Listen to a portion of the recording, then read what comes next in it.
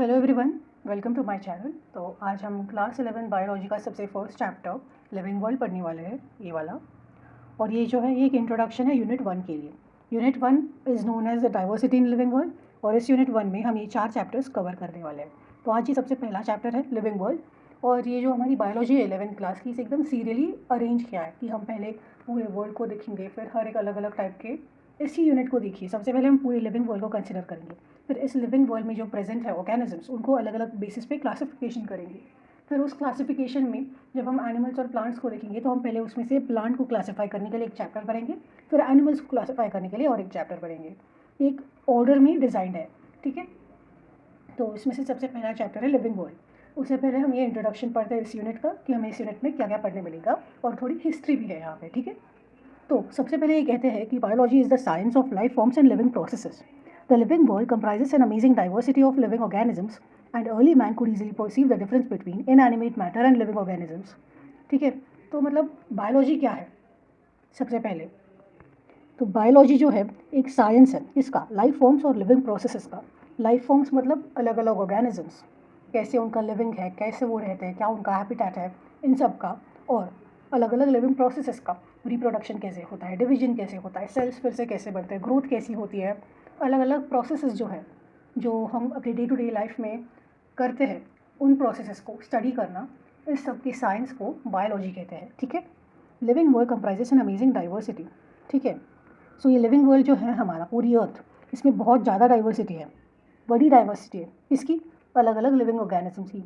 अभी if I am saying organisms, does this means कि हम सिर्फ एनिमल्स को कंसिडर करेंगे? नहीं, ऑर्गेनिज्म मतलब हर एक लिविंग बींग, भले ही वो छोटा सा वायरस क्यों ना हो या फिर सबसे बड़ी वेल क्यों ना हो, ह्यूमंस हो, एलिफेंट हो, एनिमल्स हो, प्लांट्स हो, सभी सभी को जब हम स्टडी करेंगे तो उसे लिविंग ऑर्गेनिजम्स कहते हैं। और ये जो हमारे लिविंग ऑर्गेनिजम्स हैं उनमें बहुत डाइवर्सिटी मिलती है। अभी मैंने वायरस कहा, वेल कहा, कितने अलग है दोनों, तो ये भी एक डाइवर्सिटी हुई। डाइवर्सिटी मतलब अलग अलग, ठीक है।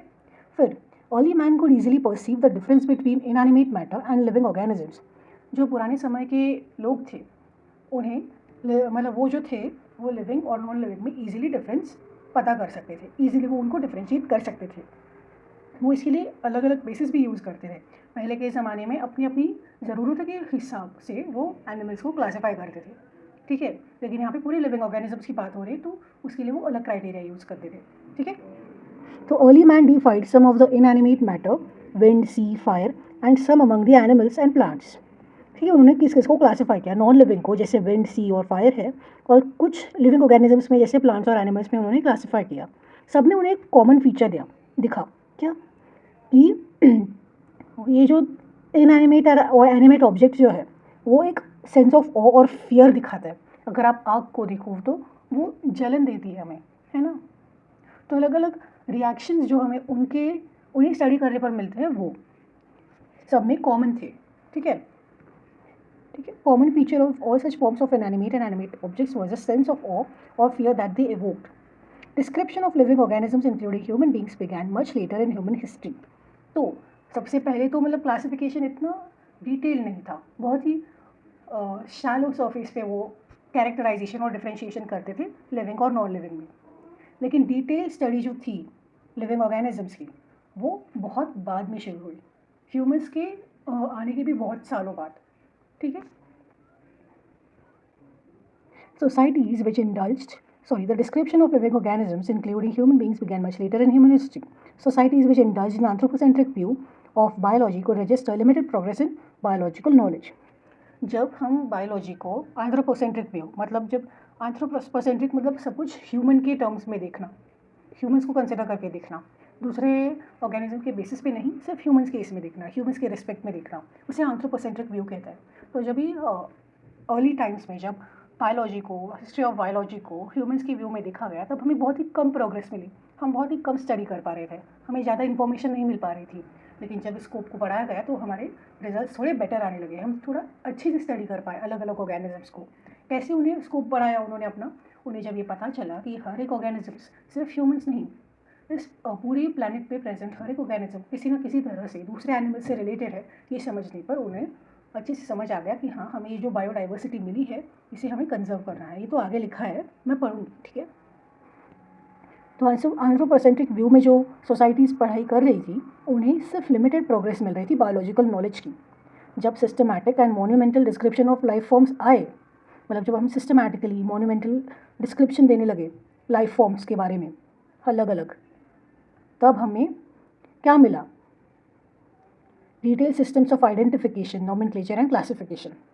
यहाँ पे आइडेंटिफिकेशन मतलब जिस ऑर्गेनिज्म की हम बात करें उसको अच्छे से जानना, फिर नोमेनक्लेचर मतलब उस ऑर्गेनिज्म का नाम पता होना, और क्लासिफिकेशन मतलब ग्रुपिंग। ठीक है, ये तीनों चीज़ों की हमें ज़रूरत जानने कि हमें इन चीज़ों की भी ज़रूरत है अगर हमें और डिटेल स्टडी करनी होगी। ठीक है, फिर the biggest spin off such studies was the recognition of sharing of similarities among living organisms both horizontally and vertically। हमें और क्या चीज़ पता चली कि जो लिविंग ऑर्गेनिजम्स प्रेजेंट है यहाँ पे सभी में कुछ ना कुछ तो सिमिलैरिटीज़ प्रेजेंट है। ठीक है, that all the present living organisms are related to each other and also to all the organisms that ever lived on this earth was a revelation which humbled man and led to cultural movements for conservation of biodiversity। जब हमें ये पता चला कि सभी organisms जो है एक दूसरे से किसी ना किसी तरह से रिलेटेड है, तो कल्चरल मूवमेंट्स शुरू हुए। किस चीज़ के लिए? बायोडाइवर्सिटी को कंजर्व करने के लिए, क्योंकि अगर एक भी ऑर्गेनिज्म हमारे पूरे बायोडाइवर्सिटी में से मिसिंग हुआ तो दूसरे सभी ऑर्गेनिजम्स पे बहुत ही बुरा इम्पैक्ट होगा। किसी पे थोड़ा कम होगा लेकिन किसी पे बहुत ज़्यादा हो सकता है। ठीक है, सिंपल एग्जांपल मैं अगर बताऊँ तो वो है फूड चेन का। हमारे इकोसिस्टम में बहुत सारे फूड चेन से जो एक साथ में फूड वेब बनाते हैं। अभी किसी भी चेन में कोई एक ऑर्गेनिज्म भी मिसिंग हो तो बहुत ज़्यादा प्रॉब्लम होती है उसके पहले वाले और उसके बाद वाले ऑर्गेनिजम्स के लिए। ठीक है, आपने पढ़ा ही होगा फूड चेन के इफेक्ट अगर कोई भी ऑर्गेनिज्म मिसिंग हो जाए तो। ठीक है, in the following chapters of this unit you will get a description including classification of animals and plants from a taxonomist perspective। तो आगे आने वाले जो चैप्टर्स हैं उस पर हमें क्लासिफिकेशन पढ़ने मिलेगा, फिर प्लांट और एनिमल किंगडम के बारे में भी बहुत सारी जानकारी मिलेगी। ठीक है, हम टैक्सोनॉमिस्ट पर्सपेक्टिव से, टैक्सोनॉमी एक ऐसा सब्जेक्ट है जो बेसिकली क्लासिफिकेशन को अच्छे से डिटेल में स्टडी करता है। कैसे क्लासिफिकेशन करना है, इस ऑर्गेनिज्म को किस किस ग्रुप में डालना होगा, ये सब स्टडीज टैक्सोनॉमी में होती है और ये जो स्टडी करता है उसे टैक्सोनॉमिस्ट कहते हैं। ठीक है,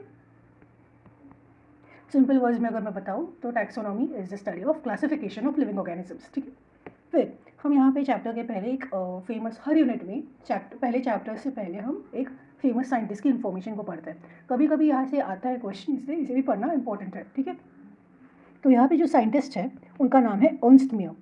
ठीक है, ओके, तो जो अर्नस्ट मेयर है ये बहुत ही इंपॉर्टेंट साइंटिस्ट है बिकॉज इनके बेसिस पे भी बहुत सारे PYQs, बहुत सारे एज बहुत बार PYQs आ गए। ठीक है, तो अर्नस्ट मेयर जो इनका टाइमलाइन है 1904 to 2004, ये 5 जुलाई को बॉर्न हुए थे। कहाँ पे? कैम्ब्रिज जर्मनी में।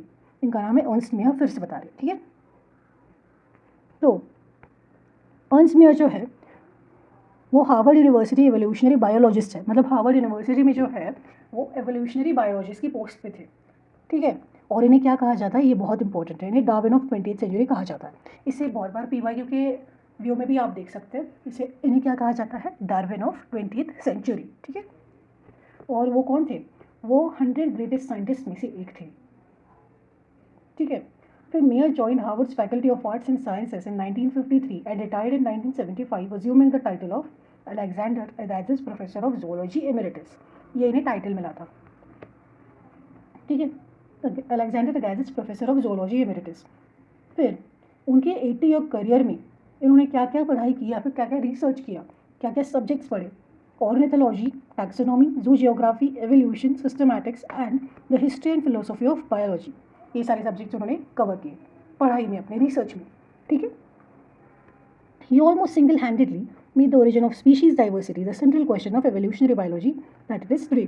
so evolutionary biology जो सब्जेक्ट है, evolutionary biology ये जो सब्जेक्ट है, इसमें इन्होंने ओरिजिन ऑफ स्पीशीज़ ये जो टॉपिक है इसे एक सेंट्रल क्वेश्चन के फॉर्म में बनाया।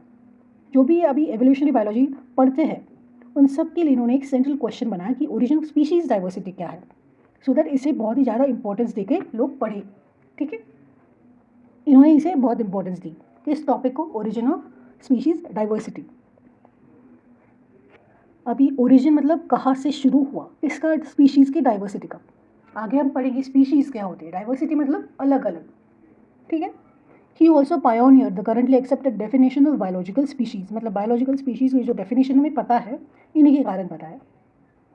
फिर mayor was awarded the 3 prizes widely regarded as the Triple Crown of Biology, the Balzan Prize in 1983, International Prize for Biology in 1994 and Crafoord Prize in 1999 and he died at the age of 100 in the year 2004. ठीक है, तो यहाँ से according to me सिर्फ ये एक line बहुत ज़्यादा इंपॉर्टेंट है. ओके, तो इसे आप इम्पोर्टेंट मार्क कर दीजिए, स्टार मार्क कर दीजिए. फिर चलो चैप्टर स्टार्ट करते हैं. वैसे I would like to add कि यहाँ पे पुरानी एनसीईआरटी के कंपैरिजन में बहुत सारी चीज़ें हटा दी गई है.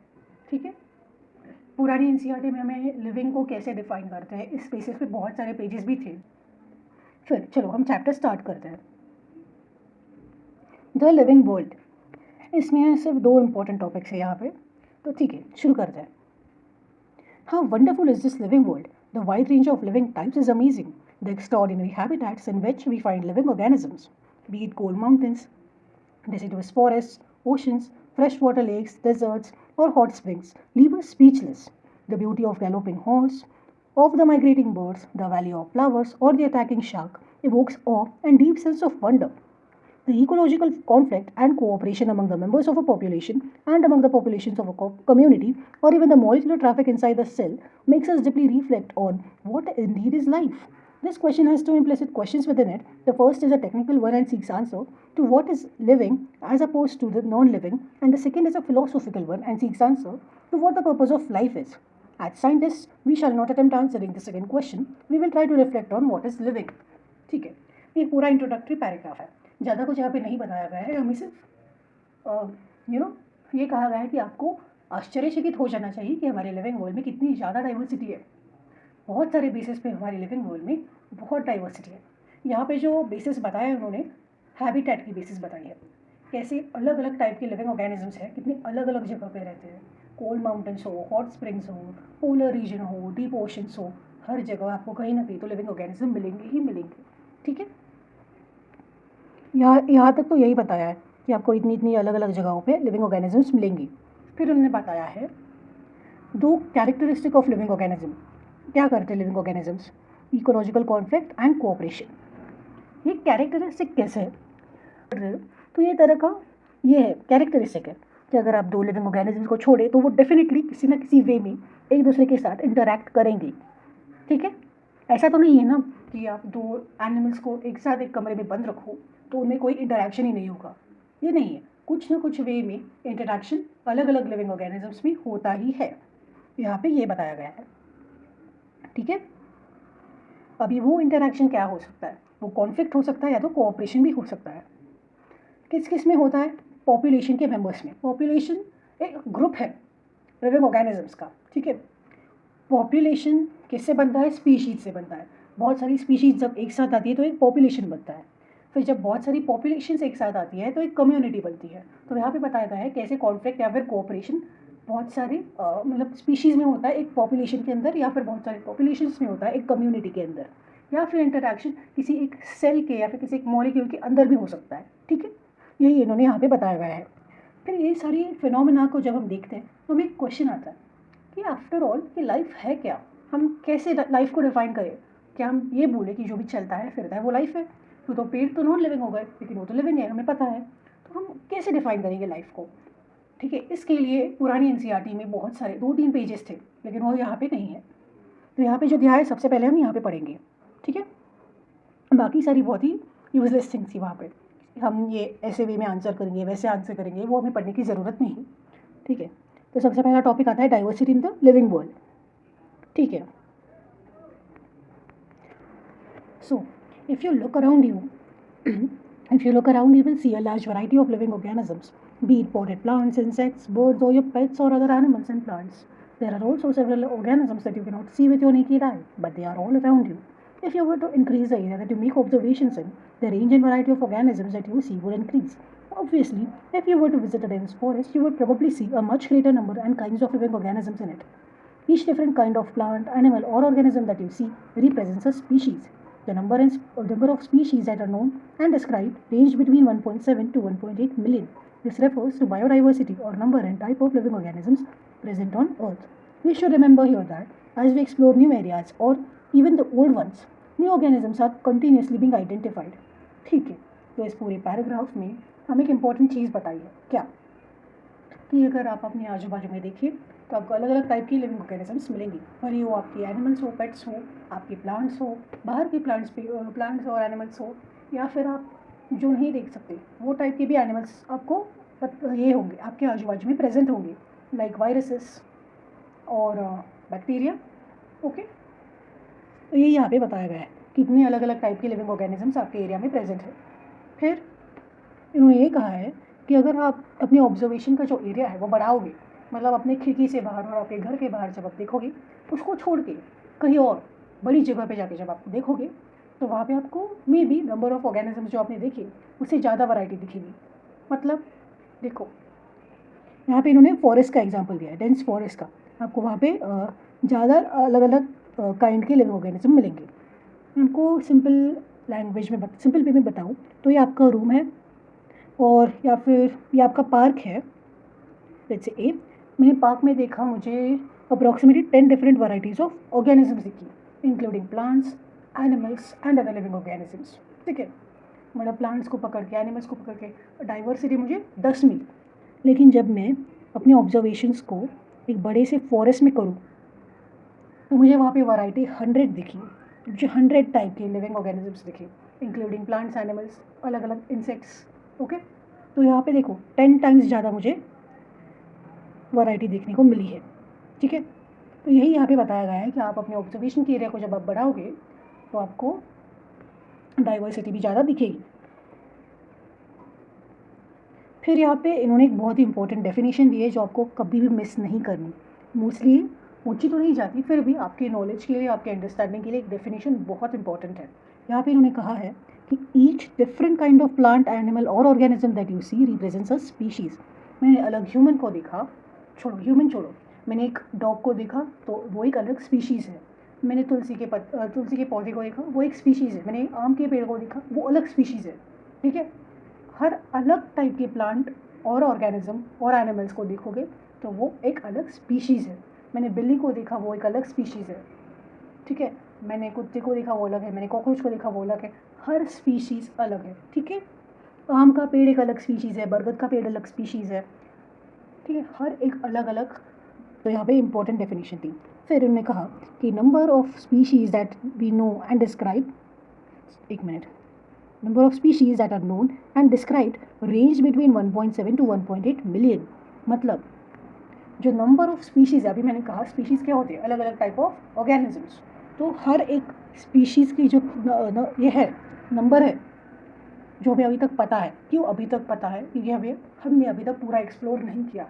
ऐसी ऐसी जगह है जहाँ पे हम ह्यूमंस रीच नहीं कर सकते, शायद वो डीप ओशंस हो या फिर वो माउंटेन पीक्स हो जहाँ पे विजिबिलिटी कम हो।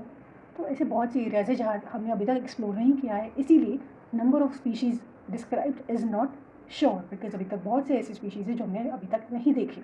इसीलिए अभी तक जितने हमें स्पीशीज़ पता है उस नंबर का रेंज जो है वो है 1.7 to 1.8 मिलियन के बीच में। अभी मिलियन मतलब ये पॉपुलेशन नहीं है, ये टाइप के नंबर है, समझे? मतलब मैंने कहा कि आइसक्रीम के 4 फ्लेवर्स हैं, क्या इसका मतलब यह है 4 ही आइसक्रीम है? नहीं, फ्लेवर्स 4 है। वैसे ही स्पीशीज़, नंबर ऑफ स्पीशीज़ इतने हैं 1.7 to 1.8 मिलियन, मतलब पॉपुलेशन उसकी इससे बहुत ज़्यादा है, करोड़ों में है। सिर्फ इन्होंने टाइप के नंबर बताए, इतने कैटेगरीज हैं। ठीक है, और इस नंबर को हम कहते हैं बायोडाइवर्सिटी। मतलब ये भी एक अलग डेफिनेशन है इसकी कि बायोडाइवर्सिटी और number and types of organisms present on earth, ये बायोडाइवर्सिटी की डेफिनेशन थी। फिर उन्होंने कहा कि जब आप एक नए एरिया को या फिर आप एक पुराने एरिया को जब आप एक्सप्लोर करोगे, भले वो एरिया नया हो या फिर पुराना भी हो, आपको नई स्पीशीज़ हर जगह मिलेंगे। अभी सबसे बेस्ट एग्जांपल मुझे जो लगता है वो है एक ब्रेड का। मैंने एक ब्रेड रखी, अभी वो नॉन लिविंग है, ठीक है, वो छोड़ो, मेरे डाइनिंग टेबल को देखो। ठीक है, ये है मेरा डाइनिंग टेबल, फिर मैंने यहाँ पे एक ब्रेड रखी। अभी ये मेरा वही एक एरिया है, डाइनिंग एरिया। मैंने डे 1 पे देखा, वहाँ पे कोई चेंज नहीं था। मैंने डे 4 पे आके देखा, वो सेम एरिया है, मतलब मेरे लिए वो पुराना ही एरिया है, लेकिन मुझे वहाँ पे फंगस दिखा, एक न्यू स्पीशीज़ दिखी, मुझे वहाँ पे फ्लाइज दिखी। मतलब मैंने अपने वही पुराने एरिया में, मेरे डाइनिंग एरिया में मैं जब गई तो मुझे एक न्यू स्पीशीज़ मिली। मुझे वहाँ पे फंगस मिला, मुझे वहाँ पे फ्लाई मिली, मुझे वहाँ पे मॉस्किटोज़ मिले। क्या वो डे 1 पे वहाँ पे थे? नहीं। लेकिन जब मैं डे 4 पे गई मुझे वहाँ पे अलग-अलग टाइप के स्पीशीज़ दिखे, 3 स्पीशीज़ दिखे। तो क्या ये कंपल्सरी है कि पुराने एरियाज़ में वही स्पीशीज़ होंगे? नहीं, वहाँ पे नहीं है। अलग-अलग स्पीशीज़ भी हमें दिखेंगे। ठीक है? यहाँ पे यही बताया गया है। फिर as stated earlier there are millions of plants and animals in the world. समझे? नंबर ऑफ स्पीशीज़ अलग है और पॉपुलेशन ऑफ स्पीशीज़ अलग है। जहाँ जो हमने नंबर देखा 1.7 to 1.8 मिलियन, वो number of types of organisms हैं। ठीक है, इसमें ह्यूमन की स्पीशीज़ आती है, इसमें प्लांट्स की स्पीशीज़ आती है, इसमें बैक्टीरिया की स्पीशीज़ आती है, इसमें फंगस की स्पीशीज़ आती है। सभी स्पीशीज़ को हमने जब स्टडी किया हमें इतने सारे टाइप दिखे। ठीक है, ये एक बार आप प्लीज़ अच्छे से समझ लीजिए, नंबर ऑफ टाइप्स है। ओके, फिर as stated earlier there are millions of plants and animals in the world. That is वही वो स्पीशीज़ का। फिर we know the plants and animals in our own area by the local names. मेरे घर के बाहर एक आम का पेड़ है, मैंने उसे कहा मेरा आम का पेड़ है। लेकिन क्या ये पूरी दुनिया भर में आम का पेड़ के नाम से ही जाना जाता है? नहीं, इसे एक साइंटिफिक नाम है, ये हम आगे पढ़ेंगे। ठीक है, तो यही एक बात समझ लीजिए कि आप जो अपने एरिया में अपनी चीज़ों को, अपनी आसपास की लिविंग ऑर्गेनिजम्स को जो नाम से जानते हो, वो हर जगह सेम नहीं होता। एक ही कंट्री में वो बहुत अलग अलग नाम से जाना जाता है। पानी पूरी तो आपको पता ही होगा कितने नामों से जाने जाते हैं, पानी पूरी, गोलगप्पे, पुचका। ठीक है, बताशे, अलग अलग नाम हैं, इसीलिए यहाँ पे इन्हें लोकल नेम्स कहा गया है। लोकल नेम्स, ठीक है। These local names would vary from place to place even within a country. हमारे इंडिया में ही बहुत सारे नाम हैं, ठीक है, एक स्पीशीज़ की। फिर probably you would recognize the confusion that would be created if we did not find ways to and means to talk to each other to refer to the organisms we are talking about. मतलब आप सोचो, मैं इसी नाम को अपने दिमाग में रख के बिल्कुल स्टडी करे बिना किसी दूसरी जगह पे गई, नई जगह पे, जहाँ पे इस चीज़ को उस नाम से नहीं बुलाते, तो मेरे लिए बहुत ही ज़्यादा मुश्किल होगा कि मैं उनसे बात कर सकूँ। मैं चाहती हूँ कि मेरे जो नया घर है अलग एरिया में, मैं वहाँ पे भी आम का पेड़ लगाना चाहती हूँ। तो मैं वहाँ के नर्सरी गार्डन में जाके बोलूँगी कि मुझे आम के पेड़ के बीज दो, तो उसे नहीं समझ आएगा मैं किस पेड़ की बात कर रही हूँ, क्योंकि उसे तो ये पता ही नहीं है, उसे तो नाम ही नहीं पता है। इसलिए बहुत ज़्यादा कन्फ्यूजिंग होगा अगर हम अपने एरिया में, लोकल एरिया में किसी भी चीज़ को अपने लोकल नेम से ही जानते हैं। मतलब प्रॉब्लम नहीं है, लेकिन हमें उसके साइंटिफिक नेम पता होना भी बहुत इंपॉर्टेंट है। अभी साइंटिफिक नाम क्या है, कॉमन नाम क्या है, ये हम आगे देखेंगे। ठीक है, सो hence there is a need to standardize the naming of living organisms such that a particular organism is known by the same name all over the world. मतलब हम जो नाम देने की प्रक्रिया है, जो प्रोसेस है, उसे एकदम स्टैंडर्डाइज करना पड़ेगा, मतलब एकदम लेवल्ड करना पड़ेगा। मतलब एक ही ऐसी बॉडी होनी चाहिए जो सभी का नाम डिसाइड करे। ऐसे रूल होना चाहिए, ऐसे फॉर्मेट होना चाहिए जिससे एक जो ऑर्गेनिज्म है, लिविंग ऑर्गेनिजम्स लाइक कॉकरोच, वो कॉकरोच के ही नाम से पूरी दुनिया भर में जाना चाहिए। लेकिन ये नहीं है, कॉकरोच नाम नहीं है उसका। ठीक है, मतलब कॉकरोच का एक ऐसा नाम हो जो पूरी दुनिया में एक ही नाम से जाना जाए, मतलब किसी को कन्फ्यूजन ना हो। तो अगर मैं इस देश में कॉकरोच का उसका ये वाला नाम यूज़ करूँगी तो उन लोगों को समझ आ जाएगा कि हाँ, ये जो है कॉकरोच की बात कर रही है। ठीक है, फिर this process is called nomenclature. मतलब नाम ऐसा देना कि एक ऑर्गेनिज्म जो है वो उसी नाम से पूरी दुनिया में जाना जाए, ऐसे नाम देने के प्रोसेस को हम नोमेनक्लेचर कहते हैं। ठीक है, ये एक इंपॉर्टेंट चीज़ थी, नोट कर लीजिए। फिर ऑब्वियसली नोमेनक्लेचर और नेमिंग देखो ऑल्टरनेट है। नोमेनक्लेचर का ऑल्टरनेट नाम क्या है? Naming is only possible when the organism is described correctly and we know to what organism that the name is attached to, and this is identification. मतलब suppose मैं cockroach को ही ले लो, मैं कॉकरोच को नाम देना चाहती हूँ, लेकिन अगर मुझे सिर्फ इतना ही पता है कि कॉकरोच के इतने पैर हैं और इतने पंख हैं, तो मैं उसे नाम नहीं दूँगी, क्योंकि मुझे उसके सारे प्रॉपर्टीज़ नहीं पता। मुझे उस ऑर्गेनिज्म के हैबिटेट से लेके उसके फूड हैबिट, उसके रिप्रोडक्शन के मेथड को, हर एक टाइप के उसके सारी इन्फॉर्मेशन पता हो, तब मैं उसे नाम दूँगी, सो दैट आगे अगर उसकी बॉडी में कोई चेंजेस भी आए तो मैं उसके नाम को अच्छे से याद रख सकूँ या फिर उसके नाम को अच्छे से डिस्क्राइब कर सकूँ। ठीक है, मतलब हमें इतने सिंपल वर्ड्स में कहूँ तो मुझे उस ऑर्गेनिज्म का अच्छे से पता होना चाहिए जिससे मैं ये नाम देने वाली हूँ। अगर मुझे उसकी अच्छे से इन्फॉर्मेशन ही नहीं है तो मैं ये नहीं दे सकती नाम उसे। ठीक है, फिर in order to facilitate the study, number of scientists have established procedures to assign a scientific name to each known organism. मतलब बहुत सारे जो साइंटिस्ट हैं उन्होंने एक प्रोसीजर बनाई है, एक ऐसा फॉर्मेट बनाया है जिसको यूज़ करके हम अलग अलग ऑर्गेनिजम्स को अच्छा एक यूनिक नाम दे सकते हैं। ठीक है, फिर फॉर प्लांट्स नहीं, this is acceptable to biologist all over the world.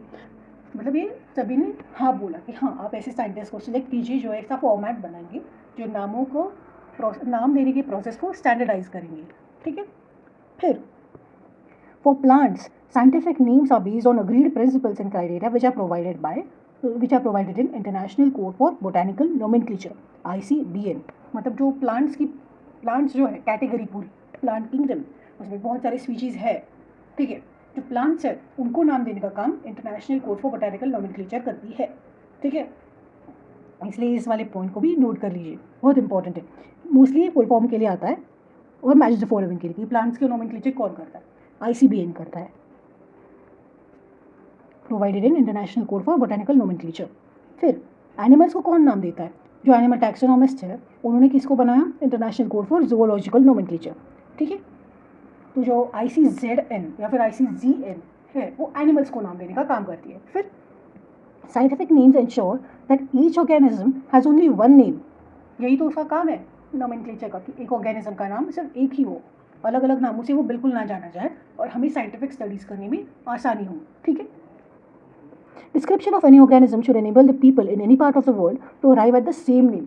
अगर मैं ऐसी साइंटिफिक स्टडी करते करते लैबोरेटरी में कहूँ कि मुझे उसका नाम याद नहीं है लेकिन मुझे उसके बहुत सारे प्रॉपर्टीज़ पता है, मैंने कहा कि उस ऑर्गेनिज्म के पास इतने इतने हाथ पैर है, फिर उसके पास इतने, वो इस हैबिटेट से बिलोंग करता है, वो ऐसे डाइजेस्टिव पैटर्न को यूज़ करता है, इतने सारे प्रॉपर्टीज जब मैं बताऊंगी तो उसके मन में जो नाम आएगा या फिर उसके साइड वाले साइंटिस्ट के मन में जो नाम आएगा वो सेम होना चाहिए, ठीक है। फिर biologists follow universally accepted principles to provide scientific names to known organisms. ये लाइन छूट गई। They also ensure that such name has not been used by any other organism। ये तो समझ आ गया होगा कि यही ऑर्गेनिज्म का कोई और नाम नहीं होना चाहिए, ठीक है। फिर biologist follow universally accepted principles, मतलब जो यूनिवर्सली एक्सेप्टेड है वही प्रिंसिपल्स को बायोलॉजिस्ट फॉलो करते हैं। किस चीज़ के लिए, नाम, साइंटिफिक नाम को प्रोवाइड करने के लिए, साइंटिफिक नेम प्रोवाइड करने के लिए जो दुनिया भर के बायोलॉजिस्ट है एक पर्टिकुलर फॉर्मेट, एक पर्टिकुलर प्रोसीजर को या फिर कुछ एक्सेप्टेड प्रिंसिपल्स को फॉलो करके ही उस ऑर्गेनिज्म को नाम देते हैं। फिर नाम की बात आती है। Each name has 2 components, generic name and specific epithet, ठीक है। अभी किसी भी स्पीशीज़ का नाम क्यों कुछ भी हो, ऐसे से कुछ नाम है, उसके 2 कंपोनेंट्स होंगे। ये एक ही नाम है, ठीक है, लेकिन उसके 2 कंपोनेंट्स हैं। इस पार्ट को जेनेरिक नेम और इस पार्ट को स्पेसिफिक एपिथेट कहा जाता है, ठीक है। फिर और इस सिस्टम को, जिसमें नाम कैसे प्रोवाइड होता है, 2 कंपोनेंट्स के साथ प्रोवाइड होता है, उसे बाइनोमियल नोमेनक्लेचर कहते हैं। नोमेनक्लेचर नेम इन बाइनोमियल मतलब 2 कंपोनेंट्स वाला नाम, इसे बाइनोमियल नोमेनक्लेचर कहते हैं, ठीक है। Binomial nomenclature. Providing a name with 2 components is called binomial nomenclature and this system is given by Carolus Linnaeus। ये बहुत इंपॉर्टेंट पॉइंट है, ज़्यादा इंपॉर्टेंट है, इसे एक्स्ट्रा अंडरलाइन कर लीजिए। कैरलिस लीनियस ने इस बाइनोमियल नोमेनक्लेचर के सिस्टम को प्रोवाइड किया है और ये पूरी दुनिया भर के बायोलॉजिस्ट फॉलो करते हैं आज, ठीक है। This naming system using 2 word format was found convenient. Let us take the example of mango to understand the way of providing scientific names better। तो ठीक है, समझ आया। बाइनोमियल नोमेनक्लेचर दुनिया भर में यूज होता है, क्यों, नाम देने के लिए। बाइनोमियल नोमेनक्लेचर में क्या होता है, एक नाम में 2 कंपोनेंट्स होते हैं, पहला कंपोनेंट जेनेरिक नेम, दूसरा कंपोनेंट स्पेसिफिक एपिथेट। इसी को पूरी दुनिया में आज फॉलो करते हैं, ठीक है। फिर अभी हम Mangifera indica that is mango को स्टडी करते हैं, कैसे एक साइंटिफिक नाम दिया जाता है, ठीक है। देखते हैं। Scientific name of mango is written as Mangifera indica, ठीक है। Let us see how it is a binomial name. In this name, Mangifera represents the genus while Indica is a particular species. Mangifera, generic epithet, generic name that is genus. ठीक है, ये जो genus है, species है, phylum है, family है, इन सबको हम एक एक करके आगे पढ़ने वाले हैं, ठीक है। इसलिए कंफ्यूज मत हो, बट सिर्फ इतना ध्यान रखो कि स्पीशीज़ एक अलग कैटेगरी है, एक लेवल है क्लासिफिकेशन का, और जीनस एक अलग लेवल है क्लासिफिकेशन का, ठीक है। फिर इन्होंने कहा है कि साइंटिफिक नेम जो है मैंगो का वो है मैंगीफेरा इंडिका। इसे तो ऑफकोर्स आपको नोट करना है, बताने की भी ज़रूरत नहीं। मैंगो का साइंटिफिक नेम मैंगीफेरा इंडिका। तो उन्होंने बोला कि कैसे बाइनोमियल नेम है, इसमें 2 कंपोनेंट्स हैं। जो मैंगीफेरा है वो उसका जीनस है और जो इंडिका है वो उसका स्पीशीज़ है। मतलब इंडिका स्पीशीज़ वाला मैंगीफेरा जीनस का जो है ऑर्गेनिज्म वो है मैंगो। फिर species have a specific epithet same. Other universal rules of nomenclature are as follows. Biological names are generally in Latin and written in italics. ये बहुत इंपॉर्टेंट लाइन है, मोस्टली सब बहुत ज़्यादा कंफ्यूज हो जाते हैं, इटैलिक है या फिर ग्रीक है, तो याद रखिए ये इटैलिक ही है, ठीक है। बायोलॉजिकल नाम जो है वो लैटिन में होता है और उसको इटैलिक्स में लिखते हैं, ठीक है। अभी शायद मैंने गलत बोला था, ठीक है, छोड़ो। Biological names are Latin, generally Latin, and they are written in italics, written as in printed in italics. अभी आपको कहीं पे भी इटैलिक फॉन्ट दिखी, देखिए यहाँ पे मैंगिफेरा इंडिका को इटैलिक फॉन्ट पे लिखा है, तो मतलब कि क्या डिपिक्ट कर रहा है, उसका लैटिन ओरिजिन दिखा रहा है, यही यहाँ पे यही लिखा है। दे आर लैटिनाइज्ड और derived from Latin irrespective of their origin. अभी सपोज कोई ऐसी स्पीशीज़ है जो सिर्फ एक ही कंट्री में मिल रही है, ठीक है, तो कायदे से तो उस कंट्री को उसका नाम रखना चाहिए, लेकिन नहीं, दुनिया भर की साइंटिस्ट ने कहा कि अगर कोई भी स्पीशीज़ हो, पता नहीं कहाँ से वो ओरिजिन करती हो, फिर भी उसका नाम जो है वो लैटिनाइज करना होगा, ठीक है, उसे नाम को लैटिनाइज करना होगा या फिर उसका नाम जो है उसे लैटिन के टर्म्स में डेराइव करना होगा, भले वो किसी भी जगह से हो, उसका क्या भी हो, कुछ भी ओरिजिन हो, फिर भी उसे लैटिनाइज ही करना पड़ेगा। फिर the first word in the biological name represents the genus while the second component denotes the specific epithet, ठीक है। फिर इसके बाद both the words in biological name when handwritten they are separately underlined or printed in italics to indicate their Latin origin, यही मैंने आपको पीछे बताया था। फिर उन्होंने कहा कि the first word denoting the genus starts with a capital letter, ये भी इंपॉर्टेंट है, और जो स्पेसिफिक एपिथेट है वो स्मॉल लेटर से स्टार्ट होना चाहिए। यहाँ पे मैंगिफेरा इंडिका में भी वही दिखाया गया कि एम कैपिटल है और आई स्मॉल है। फिर कभी कभी name of the author appears after the specific epithet, मतलब आपने पूरा नाम लिखा, इसके बाद अगर ज़रूरत पड़े तो आपको वहाँ पे साइंटिस्ट का नाम जिन्होंने ये स्पीशीज़ दी वो भी एक एब्रिवेटेड फॉर्म में लिखना होगा, ठीक है। एब्रिवेटेड फॉर्म मैंगिफेरा इंडिका लिन, ठीक है, लिन एक शॉर्ट फॉर्म है, क्या बता रहा है वो कि ये लिनस ने डिस्क्राइब की है ये स्पीशीज़, ठीक है। Since it is impossible to study all the living organisms, it is necessary to devise some means to make this possible. अभी आप इमेजिन कीजिए कि हमारे पास मिलियन स्पीशीज़ है। अभी हमने देखा था पहले पेज पे चैप्टर के कि 1.7 to 1.8 मिलियन स्पीशीज़ है। इतने स्पीशीज़ को एक एक करके हम नाम नहीं दे सकते, इसीलिए हमें इनका क्लासिफिकेशन करना बहुत इंपॉर्टेंट है, बहुत ज़्यादा। अगर हम क्लासीफाई करेंगे कि ये ग्रुप यहाँ पे, वो ग्रुप वहाँ पे, प्लांट्स अलग से, एनिमल्स अलग से, वायरसेस अलग से, बैक्टीरिया अलग से, तो हम उन्हें ईजिली नेम दे सकते हैं अलग अलग ग्रुप्स बना के। अभी साइंटिफिक रूल्स तो सबको पता है, कंपलसरी थोड़ी ना कि वही चार साइंटिस्ट पूरे स्पीशीज़ को नाम देंगे, रूल्स सभी को पता है, तो सभी अपने अपने ग्रुप को लेके उनको नाम दे सकते हैं, ठीक है। ये यहाँ पे बताया गया है, तो यहाँ पे इसे भी अंडरलाइन कीजिए कि क्लासिफिकेशन करने पर ही हम सभी ऑर्गेनिजम्स को इजीली एफिशिएंटली नाम दे सकते हैं, ठीक है। फिर classification is the process by which anything is grouped into convenient categories based on some easily observable characters. तो हम ग्रुपिंग कैसे करते हैं, जो इजीली ऑब्जर्व कर सकते हैं हम कैरेक्टर्स, उस बेसिस पे हम उनकी ग्रुपिंग करते हैं। ये 4 पैर पे चलता है तो इसे एक ग्रुप में डालो, ये 2 पैर पे चलता है इसे दूसरे ग्रुप में, ये 8 पैर पे चलता है ये वहाँ पे, और ये तो उड़ ही जाता है तो उसे अलग की ग्रुप में, ठीक है। अभी देखो आगे क्या लिखा है, तो देखो यहाँ पे एक बहुत अच्छा एग्जाम्पल दिया है। For example we recognise groups such as plants और एनिमल्स और डॉग्स, कैट्स और इंसेक्ट्स। मतलब अभी यहाँ पे हमने क्लासिफिकेशन पढ़ा, क्लासिफिकेशन क्या होता है, ग्रुपिंग, सिंपल वर्ड्स में ग्रुपिंग किस बेसिस पे, easily observable characters. Basically easily observable जो कैरेक्टर्स होते हैं उन्हें हम मॉर्फोलॉजी कहते हैं, बाहरी अवतार, बाहर से जो हमें कैरेक्टरिस्टिक दिखते हैं उसे हम मॉर्फोलॉजी कहते हैं, ठीक है। और अंदर के कैरेक्टर्स को हम एनाटॉमी कहते हैं। तो जो मॉर्फोलॉजी है उस बेसिस पे जब हम क्लासीफाई करते हैं तो जब हम क्लासिफिकेशन कहते हैं। तो ये क्लासिफिकेशन मतलब कैसे, यहाँ पे इन्होंने कहा है कि we easily recognise groups such as plants और एनिमल्स और डॉग्स, कैट्स और इंसेक्ट्स, ठीक है। मतलब अपने डे टू डे लाइफ में ज़रा गौर कीजिए, देखिए कि आप बोल रहे हैं कि यार ये डॉग्स इतना क्यों भौंक रहे हैं, या फिर आप कह रहे हैं कि ये बिल्लियाँ बड़ी आलसी होते हैं, या फिर आप कहते हैं कि मेरे बालकनी में इतने सारे प्लांट्स हैं, या फिर आप कहते हैं कि मेरे घर में कॉकरोचेस बहुत सारे हैं। तो मैंने हर एक जो टर्म यहाँ पे यूज़ किया, डॉग्स, कैट्स, प्लांट्स, इंसेक्ट्स, ये सारी जो टर्म्स हैं वो अपने आप में एक पूरा ग्रुप है। जब मैं डॉग कह रही हूँ तो वो एक ग्रुप है। अब इस डॉग के ग्रुप में अलग अलग वैरायटी देखने मिलती है। वो इस कौन सा है, बहुत सारे ग्रुप्स होते हैं ना, डॉग के ब्रीड्स होते हैं अलग अलग, लैब्राडोर होता है, जर्मन शेफर्ड होता है ना, हस्कीज़ होते हैं। तो इतनी सारे जो डॉग की ब्रीड्स है वो एक ही तो ग्रुप में आ रहा है, डॉग। उसके अलग अलग वैरायटी भले ही हो लेकिन ग्रुप हमने क्या कहा, डॉग। फिर हमने कहा कैट्स, हमने कहा प्लांट्स। अभी प्लांट का एक ही होता है नहीं, उसमें भी बहुत वैरायटी होती है, लेकिन हमने उस सभी वैरायटीज़ को एक साथ ला के एक ग्रुप में बोला प्लांट। फिर बहुत सारे इंसेक्ट्स होते हैं, कॉकरोच भी अलग अलग तरह के होते हैं, फीमेल होता है, मेल होता है, कॉकरोच अलग अलग कलर्स के होते हैं, ठीक है। तो हमने सभी कॉकरोचेस को एक साथ कंसिडर करके कहा कि यार कितने कॉकरोचेस हैं, ठीक है। ऐसे अलग अलग इतने सारे इंक्लूड करके, वैरायटी इंक्लूड करके करते हुए भी हमने उसे एक ही ग्रुप में नाम दिया, dog, cat, animal, plant, insects.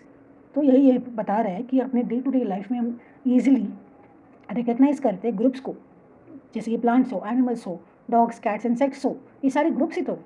The moment we use any of this terms we associate certain characters with the organism in that group. मतलब जब भी हम एक ग्रुप का नाम ले रहे हैं, मैंने प्लांट्स का नाम लिया, तो मैं जब नाम ले ही रही हूँ तो मैं उसके कैरेक्टर्स को भी इमेजिन कर पा रही हूँ कि प्लांट्स, हाँ वो ग्रीन होगा, हाँ उसके पास पत्ते होंगे, उसके पास फूल होगा, हाँ उसके रूट्स होंगे।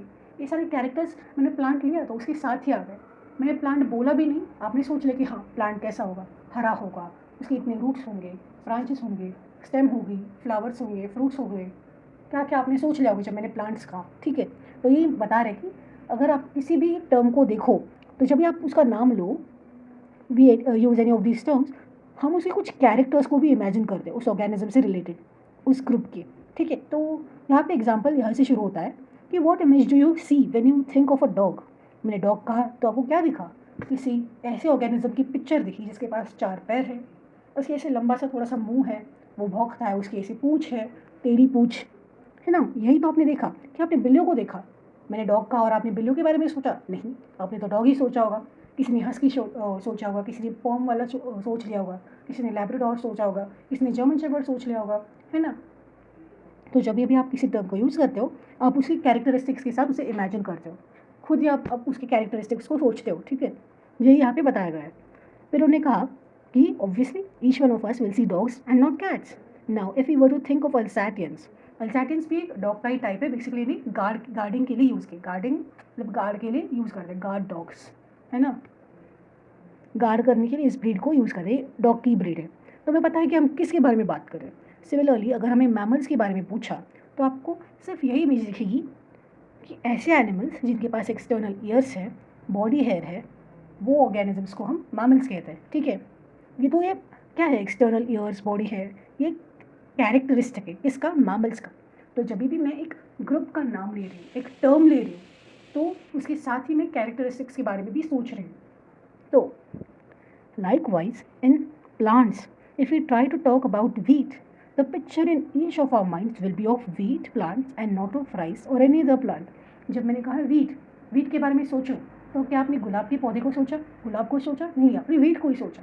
यही यहाँ पे बता रहे हैं, ठीक है। Hence, all these dogs, cats, mammals, wheat, rice, plants, animals, etc. are convenient categories. See, यहाँ पे एक सिंप्लीफिकेशन अपने माइंड्स में रखो कि कैटेगरीज, ग्रुप्स, ये एक ही टर्म है ऑलमोस्ट। कैटेगरी, ग्रुप, क्या ये अलग अलग है, नहीं। यही तो ये बता रहे हैं कि कन्वीनियंट मतलब आसान कैटेगरी जो हमने अपने लिए बनाए हैं हमारे स्टडी के लिए, वो ये सब डिपिक्ट कर रहे हैं। लोग एक कन्वीनियंट कैटेगरी जो हम अपनी डेली लाइफ में यूज़ करते हैं, cats, mammals, wheat, rice, plants, animals, etcetera, ये कन्वीनियंट कैटेगरीज है जो हम अपनी ऑर्गेनिज्म की स्टडी के लिए यूज़ करते हैं, ठीक है। The scientific term for these categories is taxa. मतलब अभी तक हमने बहुत सारे ग्रुप्स देखे, कैरेक्टरिस्टिक देखे, हमने कैटेगरीज देखे, ठीक है। तो ये कह रहे हैं कि ठीक है, आपने अपने अपने कन्वीनियंट कैटेगरीज बनाए विदाउट इवन ये कंसिडर करके कि उसमें कितनी वैरायटी है। मैंने डॉग बोला, ये पूरी ग्रुप है अलग अलग वैरायटी ऑफ डॉग्स की। मैंने स्पेसिफाई बिल्कुल नहीं किया कि मैं इसी ब्रीड के डॉग की बात कर रही हूँ। तो मैंने डॉग अपने लिए एक कन्वीनियंट कैटेगरी बनाई। तो इन्हीं कन्वीनियंट कैटेगरीज को साइंटिफिक टर्म्स में हम टाक्सा कहते हैं। टाक्सा मतलब कैटेगरी ही, लेकिन उसे सिर्फ साइंटिफिक नाम है ना।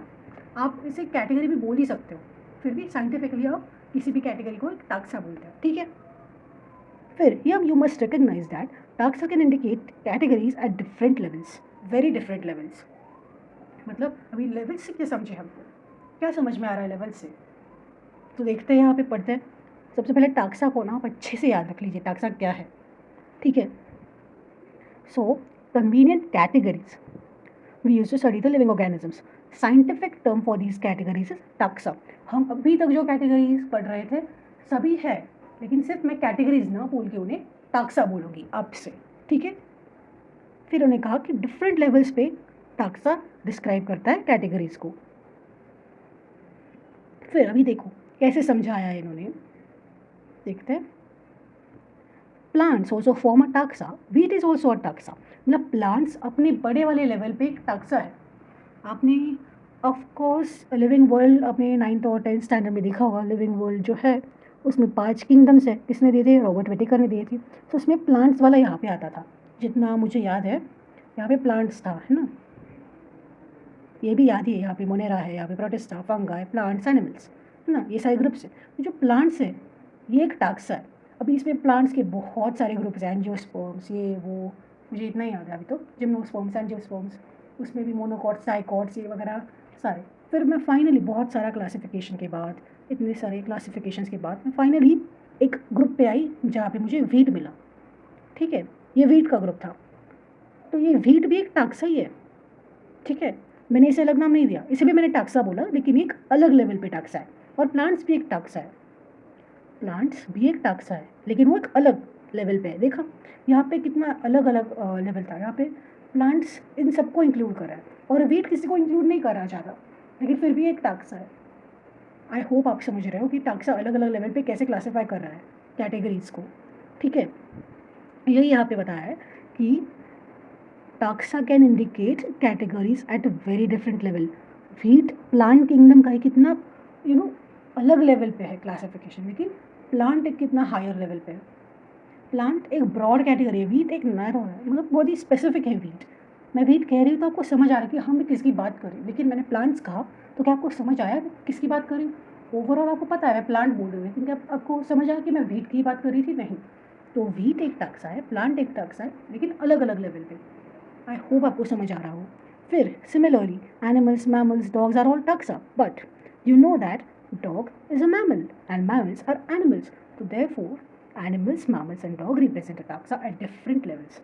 यही बात यहाँ पे भी है। देखिए अभी यहाँ पे आता है एनिमल्स में, यहाँ पे एनिमल्स लिख देती हूँ, कोई फ़र्क नहीं पड़ता अभी के लिए, लेकिन बाद में पड़ेगा, मैं आपको वो भी बताऊँगी, ठीक है। यहाँ पे एनिमल्स आ गए, ठीक है। तो एनिमल्स में भी मैंने बहुत क्लासिफिकेशन किया, फाइलम आए, सब फाइलम आए, क्लास आए, डिवीजन आए, कार्निवोर्स, ओमनिवोर्स, ये सब आए। फाइनल में यहाँ पे डॉग्स पे आ गई। इतनी सारी क्लासिफिकेशन के बाद मैं डॉग्स पे आई, ठीक है। तो देखो एनिमल ब्रॉडली कितना ऊपर था, यहाँ पे एनिमल है। बहुत ज़्यादा क्लासिफिकेशन करने के बाद मैं डॉग्स पे आई। जब मैंने एनिमल बोला, मेरी फ्रेंड ने सोचा मैं एलिफेंट की बात कर रही हूँ, लेकिन मैंने जब कहा नहीं रे एनिमल मतलब मैं डॉग की बात कर रही थी, उसे समझ नहीं आया। लेकिन जब मैंने डॉग कहा तो उसने ये नहीं गेस किया कि मैंने एलिफेंट की बात की। उसने कहा अच्छा तो डॉग की बात करी, समझे? मतलब डॉग भी तो एनिमल ही है, लेकिन ये एक अलग लेवल पे टैक्सा है। मैं एक बार फिर से रिपीट करती हूँ, टैक्सा मतलब क्या? आपने जो अपनी डे टू डे लाइफ में अपने लिए कन्वीनियंट ग्रुप्स बना के रखे हैं, प्लांट्स, इंसेक्ट्स, डॉग्स, कैट्स, ये सभी ग्रुप्स हैं, कैटेगरीज हैं। इन्हें साइंटिफिक टर्म दिया है, इन्हें कैटेगरीज ना बोल के हमने इसे टैक्सा कहा। अभी टैक्सा, एक डॉग भी एक टैक्सा है, एक एनिमल भी एक टैक्सा है, ठीक है। एनिमल्स के अंदर जो है ना, एनिमल्स के अंदर मैंने थोड़ा क्लासिफिकेशन किया, अलग अलग ग्रुप्स बनाए, बहुत सारे ग्रुप्स बनाए, अलग अलग ग्रुप्स। फिर मैं फाइनली आई मैमल्स वाले ग्रुप पे, मैमल्स के ग्रुप में आई।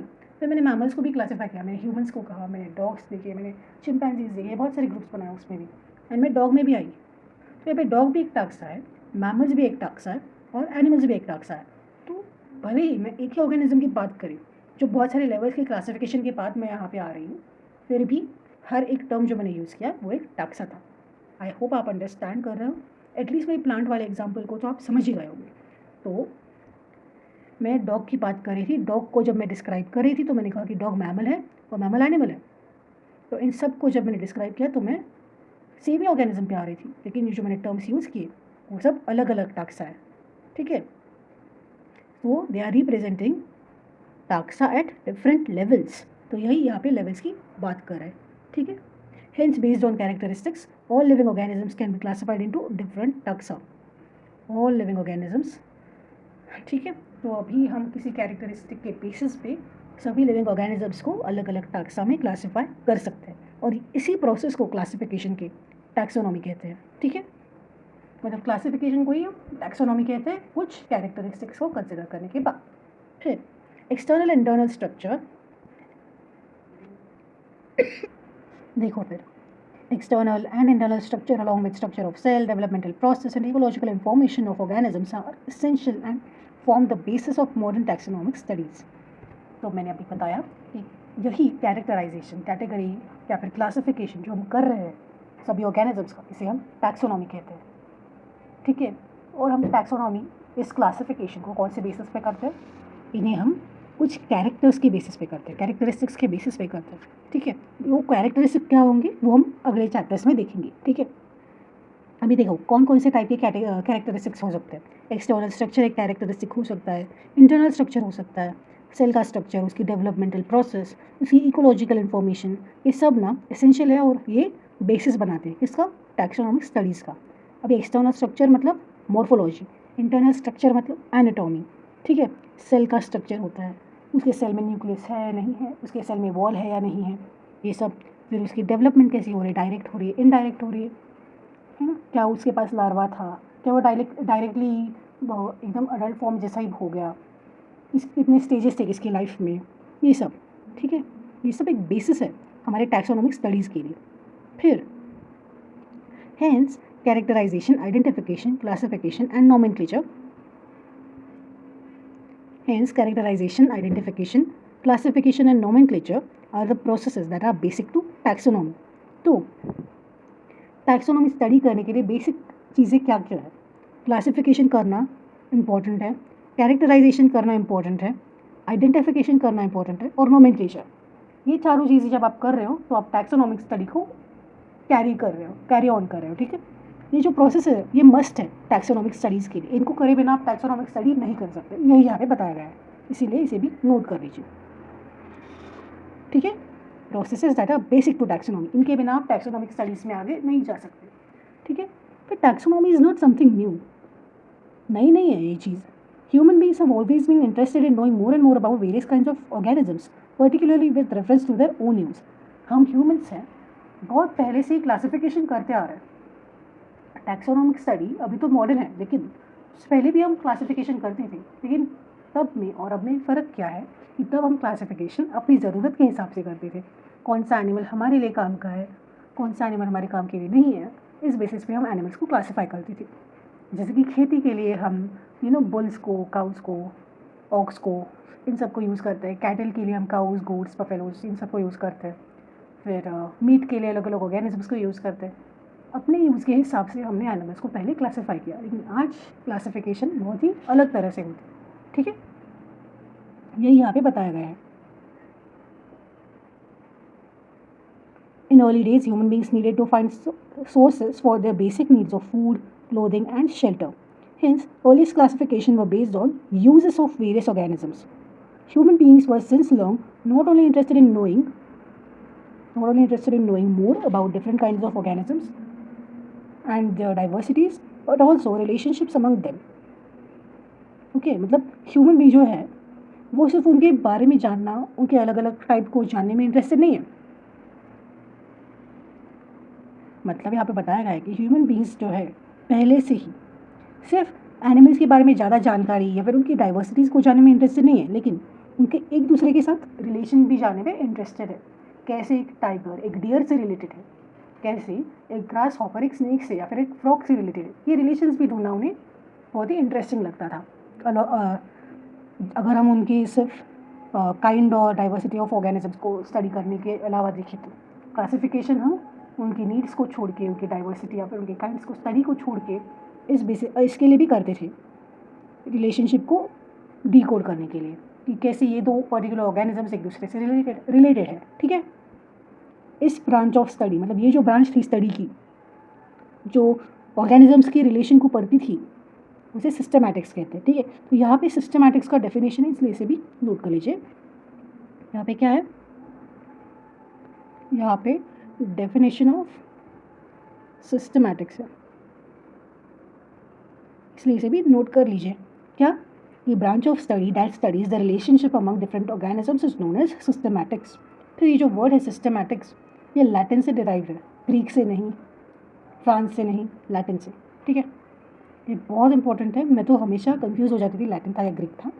यार ये आप याद रख लीजिए, word systematics is derive from the Latin word systema which means systematic arrangement of organisms, ठीक है। Linnaeus used the word Systema Naturae as the title of his publication. The scope of systematics was later enlarged to include identification, nomenclature and classification. ठीक है, तो I hope आपको यहाँ पर समझ अलग अलग लिविंग ऑर्गेनिजम्स का एक दूसरे के साथ रिलेशन कंसिडर करते हैं तो उस स्टडी को हम सिस्टमैटिक्स कहते हैं। और ये सिस्टमैटिक्स का है that branch of science which studies the relationship among different organisms. और ये जो पैराग्राफ है, ये 2 लाइन से लास्ट की, वो सिस्टमैटिक्स की डेफिनेशन है। फिर ये जो सिस्टमैटिक्स वर्ड है वो एक लैटिन वर्ड सिस्टमा से डिराइव हुआ है। और सिस्टमा का मीनिंग क्या है? Systematic arrangement of living organisms. Linnaeus जो थे, कार्लस लीनियस, उन्होंने अपने पब्लिकेशन सिस्टमा नेचरे में सिस्टमा वर्ड को यूज़ किया था। ये यहाँ पे बताया गया है, ये एक PYQ के फॉर्म में भी आता है। ये लीनियस ने किस चीज़ को अपने पब्लिकेशन के नाम के लिए यूज़ किया था? सिस्टमा के लिए। उनके पब्लिकेशन का नाम क्या था? सिस्टमा नेचरे, ठीक है। अभी सिस्टमैटिक्स जो था, systematics was later enlarged to include identification, nomenclature and classification. यहाँ पे मैं आपको रिकमेंड करूँगी कि आप अपना छोटा सा एक फ्लो चार्ट बना लीजिए सब कुछ याद करने के लिए कि स्कोप of systematics, एक minute, so scope of systematics was enlarged by including, scope of systematics was enlarged to include, तो by including नहीं, to, ये भी याद रख लिए कि स्कोप कैसे बढ़ाया था सिस्टमैटिक्स का, क्यों बढ़ाया था एक्चुअली। सिस्टमैटिक्स का स्कोप इसलिए बढ़ाया था सो दैट वो आइडेंटिफिकेशन, नोमेनक्लेचर और क्लासिफिकेशन को भी अपने अंदर इंक्लूड करे। ये सब पहले कौन करता था? Taxonomic studies. सिस्टमैटिक्स भी टैक्सोनॉमी का ही एक हिस्सा है बेसिकली। सिस्टमैटिक्स आजकल ज़्यादा यूज़ होता है, ठीक है। और सिस्टमैटिक्स में सबसे इंपॉर्टेंट चीज़ एवोल्यूशनरी रिलेशनशिप्स को भी कंसिडर करते हैं, ठीक है। तो यहाँ पे एक वर्ड लिखिए इंपॉर्टेंट, कि scope of systematics was enlarge to include what things? It was enlarged to include identification, nomenclature, classification. फिर it also studies evolutionary relationships and अगर मैं आपको बताऊँ जो आगे बताने ही वाले हैं, मैं आपको अभी बता देती हूँ क्या है। ये एवोल्यूशनरी रिलेशनशिप्स को जो स्टडी करते हैं ना, सेम कलर हो गया, जो एवोल्यूशनरी स्टडीज़ को, एवोल्यूशनरी रिलेशनशिप्स को जो स्टडी करते हैं उन्हें हम कहते हैं फाइलोजेनिक कहते हैं हम उसे, ठीक है। इस पर्टिकुलर सब्जेक्ट को जो एवोल्यूशनरी रिलेशनशिप्स को स्टडी करते हैं उसे हम फाइलोजेनिक कहते हैं।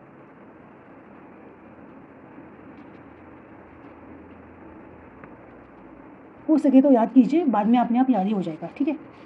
तो हम अपने इस चैप्टर के नेक्स्ट बड़े टॉपिक पे आते हैं जो है टैक्सोनॉमिक्स कैटेगरीज।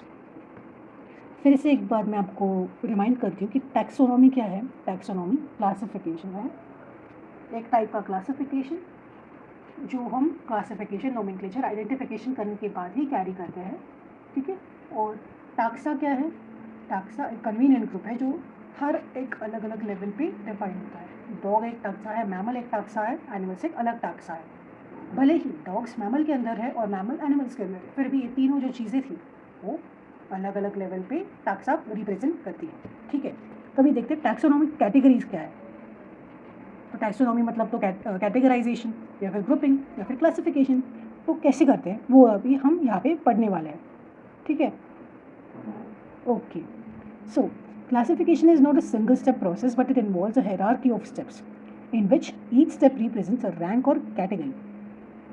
तो एक बहुत ही इंपॉर्टेंट लाइन थी यहाँ पे, आई थिंक आपको हाईलाइट करना ही पड़ेगा बिकॉज यहाँ पे बेसिकली क्लासिफिकेशन की एक डेफिनेशन बताई गई है। क्या क्लासिफिकेशन एक सिंगल स्टेप प्रोसेस ना होके हायरार्की ऑफ स्टेप्स है। आपको बहुत सारे स्टेप्स फॉलो करने पड़ेंगे अगर आपको किसी भी ऑर्गेनिज्म को क्लासीफाई करना है। हर एक स्टेप में एक रैंक और कैटेगरी डिफाइन होती है। अभी हर एक स्टेप क्लासिफिकेशन के लिए तो हमें टैक्सा पता है, तो टैक्सा क्या हो गया? एक रैंक या फिर एक कैटेगरी है। सपोज मुझे एंड रिजल्ट डॉग चाहिए, मैं चाहती हूँ कि मैं डॉग को क्लासीफाई करूँ, तो मैं शुरुआत तो एनिमल से करूँगी, एनिमल किंगडम से। एनिमल किंगडम से शुरू करके बहुत सारा क्लासिफिकेशन करने के बाद मैं डॉग पे पहुँचूँगी। तो ये मैंने पूरा क्लासीफाई किया यहाँ तक, जो क्लासिफिकेशन प्रोसेस की, जहाँ पे मैं फाइलम पे आई, मैं जहाँ पे मैमल्स पे आई, मैं जहाँ पे कॉर्डेट्स पे आई, यहाँ सब में पूरी क्लासिफिकेशन में जब मैं हर एक लेवल पे आई, यहाँ पे मैं फाइलम पे आई, तो फाइलम एक रैंक हुआ, एक पूरी कैटेगरी हुई। फिर यहाँ पे मैं मैमल्स पे आई, तो मैमल एक रैंक हुआ, एक कैटेगरी हुई। फिर मैं यहाँ पे वर्टिब्रेटा या फिर कॉर्डेट्स पे आई, तो यहाँ पे भी तो फाइलम कॉर्डेटा ही है वैसे तो। मैं कॉर्डेट्स पे आई, एक रैंक हुआ, एक कैटेगरी हुई। मैं यहाँ पे मैमल्स पे आई, वो पूरी कैटेगरी हो गई। मैं कार्निवोर्स पे आई, वो पूरी कैटेगरी हुई। यही यहाँ पे बताया गया है कि जब आप क्लासीफाई कर रहे हो तो हर एक जो लेवल है क्लासिफिकेशन, उसे एक रैंक या फिर एक कैटेगरी कहते हैं, और साइंटिफिक टर्म्स में उसे एक टैक्सा कहते हैं। यही बात यहाँ पे बताई गई है, ठीक है। फिर since category is a part of overall taxonomic arrangement, it is called a taxonomic category। मतलब कैटेगरी जो है वो क्या है, ओवरऑल टैक्सोनॉमिक अरेंजमेंट का ही एक पार्ट है। टैक्सोनॉमिक अरेंजमेंट मतलब किसी भी ऑर्गेनिज्म को उसके पूरे क्लासिफिकेशन की टर्म्स में जब हम डिस्क्राइब करते तो वो उसी का तो पार्ट है। एक कैटेगरी जो मैंने पूरे क्लासिफिकेशन के बीच में देखी, वो पूरे टैक्सोनॉमिक स्टडी का ही तो पार्ट है, तो इसीलिए उसको मैं एक टैक्सोनॉमिक कैटेगरी कह सकती हूँ, ठीक है। अभी सपोज मैं बीच पे यहाँ पे पहुँची एक कैटेगरी में जो है मैमल्स, सबसे सिंपल आपको जो समझ में आए, ठीक है। मैंने बहुत सारा क्लासिफिकेशन किया, मैं पहुँची मैमल्स पे, और मैमल्स के बाद बहुत क्लासिफिकेशन करने के बाद मैं पहुँची डॉग पे। तो जो बीच में मुझे मैमल्स मिला, ये तो एक पार्ट ही है मेरे पूरे टैक्सोनॉमिक स्टडीज़ का। मैंने इतनी सारी टैक्सोनॉमिक स्टडी की, उसके बीच में मुझे मैमल मिला जो एक मेरे टैक्सोनॉमिक स्टडी का पार्ट था, एक हिस्सा था। तो इस हिस्से को मैंने एक अच्छा सा नाम दे दिया, रादर देन सेइंग एक रैंडम पार्ट था। मैंने सीखा कि ये भी एक टैक्सोनॉमिक कैटेगरी है मेरे टैक्सोनॉमिक स्टडी की, जो मैंने डॉग के लिए की थी। तो एक टैक्सोनॉमिक कैटेगरी है क्या, मैमल्स, इसलिए इसे भी नोट कर लीजिए, okay. Since the category is a part of overall taxonomic arrangement, ये जो पूरी थी स्टडी, इसे एक अरेंजमेंट भी कह सकते हैं, है ना। जो पूरी टैक्सोनॉमिक अरेंजमेंट थी उसका भी तो पार्ट ही था ना वो कैटेगरी, इसलिए उसे हम टैक्सोनॉमिक कैटेगरी कहते हैं। फिर सभी कैटेगरीज जो हमने स्टडी की यहाँ तक, अभी सिर्फ मैमल्स थोड़ी था, बहुत सारी थी, तो उन सभी को एक साथ लाके अब जब रखेंगे तो उन्हें हम कहते हैं टैक्सोनॉमिक हायरार्की। डॉग को, सिर्फ डॉग को क्लासीफाई करने के लिए जो जितनी पूरी मैंने टैक्सोनॉमिक अरेंजमेंट की थी, एनिमल किंगडम से लेके पूरा डॉग तक पहुँचने तक, उस सब क्लासिफिकेशन, उस पूरी टैक्सोनॉमिक स्टडी को मैं टैक्सोनॉमिक हायरार्की कहती हूँ, ठीक है। इस टैक्सोनॉमिक हायरार्की में ईच कैटेगरी जो कि यूनिट है क्लासिफिकेशन का, जो एक रैंक को रिप्रेजेंट करती है, उसे हम टैक्सॉन कहते हैं। टैक्सा या फिर टैक्सॉन जो हमने पीछे ही डिफाइन किया था, उसके बारे में डिटेल में इंफॉर्मेशन हमें इस पैराग्राफ में बताई गई है। ये बहुत इंपॉर्टेंट पैराग्राफ है, इसे अच्छे से याद कीजिए। मैं आपको एक बार फिर से रिपीट करके बताती हूँ कि यहाँ पे इस पैराग्राफ में क्या कहा गया है, ठीक है। तो देखो, ये मैंने अभी अभी ये बॉक्स इंसर्ट किया है सो दैट मैं फिर से आपको पूरा रिविजन करा सकूँ। सो चलो स्टार्ट करते हैं। ओके सॉरी या ठीक है। तो अभी तक मैंने जो वो छोटा सा 4 लाइन का जो पैराग्राफ कहा था वो बहुत ही ज़्यादा डीप था, उसमें बहुत सारी चीज़ें अभी तक जो हमने पढ़ी वो क्लियर होने वाली है, ठीक है। तो सबसे पहले मैं आपको एक छोटा सा यहाँ पे साइड पे चार्ट बनाती हूँ। मैंने देखा मेरे पास है एनिमल किंगडम, ठीक है। एनिमल किंगडम आई मैंने एनिमल्स को एक फाइलम में कंसिडर किया। सो फाइलम में आई कॉर्डेटा पे। ये जो है मैं अभी आपको बता रही हूँ, ये आप सिर्फ एक साइंटिफिक टर्म की बेसिस पे याद कीजिए, अभी इसे याद मत कीजिए, क्योंकि आगे जो एनिमल किंगडम जो चैप्टर आने वाला है उसमें यही सब है, आपको वहाँ पे ये याद करना ही है। इसलिए मैं आपको ये बता रही हूँ अभी, सो दैट आपको सिर्फ आइडिया रहे आगे क्या होने वाला है, ठीक। अभी के लिए सिर्फ आप ये समझने के लिए समझिए। तो मैंने एनिमल किंगडम देखा, उसमें मुझे पता है कि एक फाइलम आता है, नाम उसका कॉर्डेटा है, ठीक है। फिर मैं इसके आगे आई, कॉर्डेट्स में मेरे 6 क्लासेस होते हैं, जिसमें से वो मैमेलिया इस क्लास में आता है, ठीक है। मैमेलिया में मैंने उसको इस हाँ या फिर डॉग डायरेक्ट लिख देती हूँ। तो मैंने ये डॉग के लिए पूरा क्लासिफिकेशन का चार्ट बनाया, ठीक है। तो यहाँ पे हमें इन्होंने बताया कि जब हम क्लासिफिकेशन करते तो मैंने कहा डॉग, बस हो गया, ये एक स्टेप ऑफ क्लासिफिकेशन नहीं होता, मुझे बहुत सारे स्टेप्स फॉलो करने पड़ेंगे सो दैट मैं अपने डिज़ायर्ड एनिमल तक पहुँच सकूँ। इतनी सारी क्लासिफिकेशन करूँगी तब जाके मैं अपने डिजायर्ड ऑर्गेनिज्म के पास पहुँचूँगी, तब मुझे पता चलेगा अच्छा ये यहाँ पे इस ग्रुप में प्रेजेंट है। ठीक है, तो एक ये पूरा क्लासिफिकेशन था, क्या ये सिंगल स्टेप था? नहीं, हायरार्की है, पूरी स्टेप्स की हायरार्की है। यहाँ पे तो मैंने सिर्फ 4 स्टेप्स की, लेकिन कुछ ऑर्गेनिजम्स के लिए मुझे 10 स्टेप करने पड़ेंगे, कुछ के लिए तो मुझे 20 स्टेप्स करने पड़ सकते हैं। तो क्लासिफिकेशन एक सिंगल स्टेप प्रोसेस नहीं है, बहुत सारे स्टेप्स इंक्लूडेड होते हैं। फिर उन्होंने कहा कि ये जो पूरी प्रोसेस है इसे मैंने एक टैक्सोनॉमिक अरेंजमेंट, अभी देखो हर एक जो मेरा लेवल है यहाँ पे एक टाक्सा रिप्रेजेंट कर रहा है, एक कैटेगरी है, ये पूरा एक टैक्सोनॉमिक अरेंजमेंट है। ठीक है, अभी मैंने सपोज इसे एक नाम दिया, इस पूरे क्लासिफिकेशन को मैंने बोला इसे कहते हैं टैक्सोनॉमिक अरेंजमेंट। ठीक है, सो ये जो मेरा पूरा क्लासिफिकेशन का प्रोसेस था, पूरी अरेंजमेंट थी, ऐसे टैक्सोनॉमिक अरेंजमेंट कहते हैं। अब इस टैक्सोनॉमिक अरेंजमेंट में हर एक पार्ट जो है, एक कैटेगरी जो है, पूरा एक ग्रुप बता रहा है, एक कैटेगरी डिस्क्राइब कर रहा है ना। हर एक पार्ट है एक कैटेगरी को डिस्क्राइब कर रहा है, तो इसीलिए हर एक पार्ट क्या हो गया, मैं हर एक पार्ट को एक टैक्सोनॉमिक कैटेगरी बोल सकती हूँ, टैक्सोनॉमिक कैटेगरी। तो मेरा हर एक पार्ट जो है एक टैक्सोनॉमिक अरेंजमेंट का ही पार्ट है, इसलिए मैं उसे टैक्सोनॉमिक कैटेगरी कहूँगी, है ना। फिर उन्होंने कहा कि हर एक, अभी यहाँ पे तो 4 है, लेकिन हर एक एनिमल के क्लासिफिकेशन में जो हर एक कैटेगरी है वो क्या रिप्रेजेंट कर रही है, एक रैंक, एक लेवल को रिप्रेजेंट कर रही है। तो टैक्सोनॉमिक कैटेगरी मेरी एक रैंक है, एक कैटेगरी है ना। तो हर एक रैंक को रिप्रेजेंट कर रही है वो। तो हर एक जो मेरा कैटेगरी है, हर एक कैटेगरी जिसे मैंने टैक्सोनॉमिक कैटेगरी कहा, वो एक रैंक को रिप्रेजेंट कर रही है। मतलब डॉग मैमेलिया को बिलोंग करता है, तो मैमेलिया उसकी एक रैंक है, मैमेलिया। डॉग कॉर्डेटा को बिलोंग कर रहा है, तो कॉर्डेटा एक रैंक हो गई। डॉग एनिमल किंगडम को बिलोंग कर रहा है, वो एक रैंक हो गया। तो इसीलिए हर एक लेवल को, हर एक रैंक को हमने टैक्सॉन कहा। ठीक है, मैंने हर एक रैंक को टैक्सॉन कहा। एक मिनट, ओके, या तो हर एक कैटेगरी को मैं कहूँगी टैक्सॉन। ठीक है, यही इस पैराग्राफ में कहा गया है, इतना ही कहा है, लेकिन ये ऐसी टर्मिनोलॉजीज है जो इजीली हम समझ नहीं सकते, इसलिए मैंने आपको अलग से एक बार इसे एक्सप्लेन करने की कोशिश की है। आई होप आपको समझ आ रहा हो। ठीक है, तो we just erase all of this, सारा भी कचरा निकालना पड़ेगा। आई होप आप सब ने वो सब नोट किया हो, अगर आपको करना हो, नहीं करा तो छोड़ दो, ये सब समझने के लिए। ठीक है, फिर चलो देखते हैं क्या लिखा है। Classification is not a single step process but involves a hierarchy of steps in which each step represents a rank or category. Rank or category, rank category एक ही चीज़ है, दो नाम देखिए बहुत कंफ्यूजन क्रिएट होता है। Rank category, since category is a part of overall taxonomic arrangement, वो पूरी अरेंजमेंट थी, तो उसमें से एक जो पार्ट था वो तो उसी टैक्सोनॉमिक अरेंजमेंट का पार्ट था, इसलिए उसे मैंने टैक्सोनॉमिक कैटेगरी करके कहा था। और फिर all the categories together constitute the taxonomic hierarchy, ये तो मैं बताना ही भूल गई, छोड़ो। तो मैंने वो सारे जो एनिमल्स की जैसे सारे रैंक्स की, सारी कैटेगरीज की जो लिस्ट बनाई थी, सबको जब मैं एक साथ बोलूँगी तो वो क्या होगा, टैक्सोनॉमिक हायरार्की है वो, किसकी, डॉग के लिए पूरी टैक्सोनॉमिक हायरार्की थी। Each category refer to as a unit of classification, क्योंकि उसमें हर एक लेवल पे एक कैटेगरी आ रही थी। डॉग एक कैटेगरी थी, फिर कॉर्डेट्स एक कैटेगरी थी, एनिमल एक कैटेगरी थी, मैमल्स एक कैटेगरी थी। तो हर एक कैटेगरी जो है वो एक यूनिट है क्लासिफिकेशन का, है ना। सिर्फ मैं मैमेलिया बोली तो वो भी क्लासीफाई कर रहा था, एक ग्रुप ही था वो, मैमेलिया एक पूरा ग्रुप है ना। तो एक यूनिट है वो क्लासिफिकेशन का।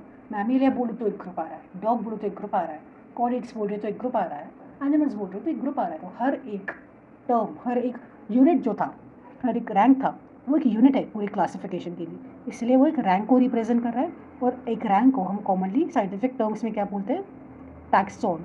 एक सिंगुलर है टैक्सॉन, और बहुत सारे, जब हम बहुत सारे टैक्सॉन्स को कंसिडर करते हैं तो हम उसे प्लूरल फॉर्म में टैक्सा कहते हैं। ठीक है, हमने ये चैप्टर के ऑलमोस्ट फर्स्ट या सेकंड पेज पे पढ़ा हुआ था। ठीक है, फिर taxonomic categories and hierarchy can be illustrated bye an example. ठीक है, यहाँ पे एग्जांपल दिया है, थैंक गॉड, मुझे पता नहीं आपको समझ आ गया होगा या नहीं, यहाँ पे एग्जांपल से समझते हैं। चलो, taxonomic categories and hierarchy can be illustrated bye an example. Insects represent a group of organisms sharing a common feature like 3 pairs of jointed legs. ठीक है, इंसेक्ट्स क्या है, इंसेक्ट्स है ऐसा ग्रुप ऑफ ऑर्गेनिज्म, इंसेक्ट्स ऐसा group of organisms जो ऐसे सारे ऑर्गेनिजम्स, एक ग्रुप जिसमें सभी ऑर्गेनिजम्स में एक कॉमन फीचर है, वो कॉमन फीचर क्या है? सभी ऑर्गेनिज्म इंसेक्ट्स में पोजेस करते हैं क्या? 3 पेयर्स ऑफ जॉइंटेड लेग्स। मतलब ऐसे जो अगर इंसेक्ट है तो उसके पास 3 पेयर्स है जॉइंटेड लेग्स के। 3 पेयर्स मतलब 6 पैर है, लेकिन 3 पेयर्स का क्योंकि उसके दोनों पैर एक दूसरे से जुड़े हुए होते हैं। ठीक है, तो इंसेक्ट एक ऐसा ग्रुप है जिसके सभी ऑर्गेनिजम्स एक कॉमन फीचर वो शेयर करते हैं, और वो कॉमन फीचर है 3 पेयर्स ऑफ जॉइंटेड लेग्स। मतलब insects are recognisable concrete objects which can be classified and thus वो given a rank or category. बहुत ही हार्ड शब्द यूज़ करते हैं इन्होंने, तो छोड़ो मैं आपको बताती हूँ। इंसेक्ट्स क्या है? पहचान में आने वाले कॉन्क्रीट मतलब फिक्स्ड चीज़ें जो हम क्लासिफाई कर सकते हैं, और इसीलिए इन्हें एक रैंक दिया गया या फिर इन्हें कैटेगरी के रूप में देखा गया।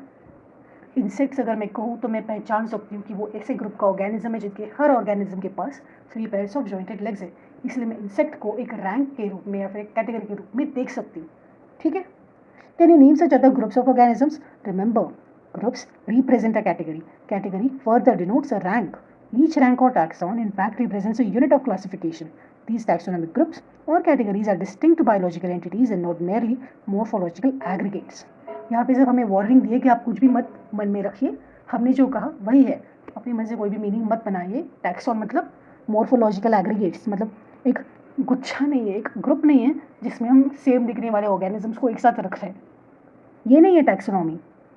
बायोलॉजिकल टैक्सोनॉमिक ग्रुप्स कैटेगरी जो मैं बोल रही हूँ, इसका मतलब सिर्फ ये नहीं है कि ये ऑर्गेनिजम्स एक जैसे दिखते हैं इसलिए हमने इसे एक टैक्सोनॉमिक ग्रुप में रख दिया। इसका मतलब कुछ अलग है। अलग अलग टाइप के बायोलॉजिकल एंटिटीज या फिर बायोलॉजिकल स्पीशीज़ जो एक ग्रुप में हमने रखे हैं, कुछ क्लासिफिकेशन करके, कुछ स्टडी करके, ना कि सिर्फ उनके बाहरी स्ट्रक्चर को देख के। हमने बहुत अंदर तक उनकी स्टडी की है, उनके एनाटॉमी को देखा, उनके बिहेवियर को देखा, हर जगह को, हर चीज़ को देखा, और फिर तब जाके हमने एक टैक्सोनॉमिक कैटेगरी बनाई जिसमें अलग अलग बायोलॉजिकल ग्रुप्स को, अलग अलग बायोलॉजिकल स्पीशीज़ को एक साथ हमने एक टैक्सोनॉमिक ग्रुप में रखा। ठीक है, ग्रुप्स जो है वो एक कैटेगरी को रिप्रेजेंट कर रहे हैं। कैटेगरी मतलब ही एक रैंक है, और हर एक रैंक और या फिर टैक्सोन एक यूनिट है क्लासिफिकेशन का, और ये एक यूनिट, एक जो टैक्सोनॉमिक ग्रुप है उसमें अलग अलग बायोलॉजिकल स्पीशीज़ है, एंटिटीज़ है जो सिर्फ मॉर्फोलॉजिकली एक साथ नहीं आए, और भी चीज़ें जो उनको एक साथ ला रही है, यही यहाँ पे बताया गया है। फिर taxonomic studies of all known organisms have led to the development of common categories such as kingdom, phylum, division for plants, class, order, family, genus और species। मतलब हमने बहुत सारी टैक्सोनॉमिकल स्टडीज़ की, सभी जो हमें नॉन ऑर्गेनिजम्स है उन्होंने हमें कुछ कॉमन कैटेगरीज को डेवलप करने के लिए प्रोत्साहित किया। मतलब मैंने इतने ऑर्गेनिजम्स को पढ़ा, इतनी स्टडी की, फिर मुझे लगा कि मुझे अभी ऐसे ग्रुप्स बनाने पड़ेंगे जिसमें मतलब यहाँ पे बताया कि taxonomic studies of all known organism होगा। फिर taxonomic studies of all known organisms have led to the development of common categories and such as kingdom, phylum, division for plants, class, order, family, genus and species। मतलब हमने क्या develop किया यहाँ पे आके, इतनी सारी टैक्सोनॉमिक स्टडीज़ करने के बाद हमने कुछ कॉमन कैटेगरीज, कैटेगरी मतलब ग्रुप्स, कुछ ऐसे कॉमन ग्रुप्स बनाए जिसमें हम टैक्सोनॉमिक स्टडीज़ को हमारी ईजी बना दिया। तो ऐसे कॉमन ग्रुप्स बनाए, लाइक किंगडम एक ग्रुप है जिसमें किंगडम एक सबसे हायर ग्रुप है लिविंग वर्ल्ड का, जिसमें अलग अलग टाइप के फाइलम्स आते हैं।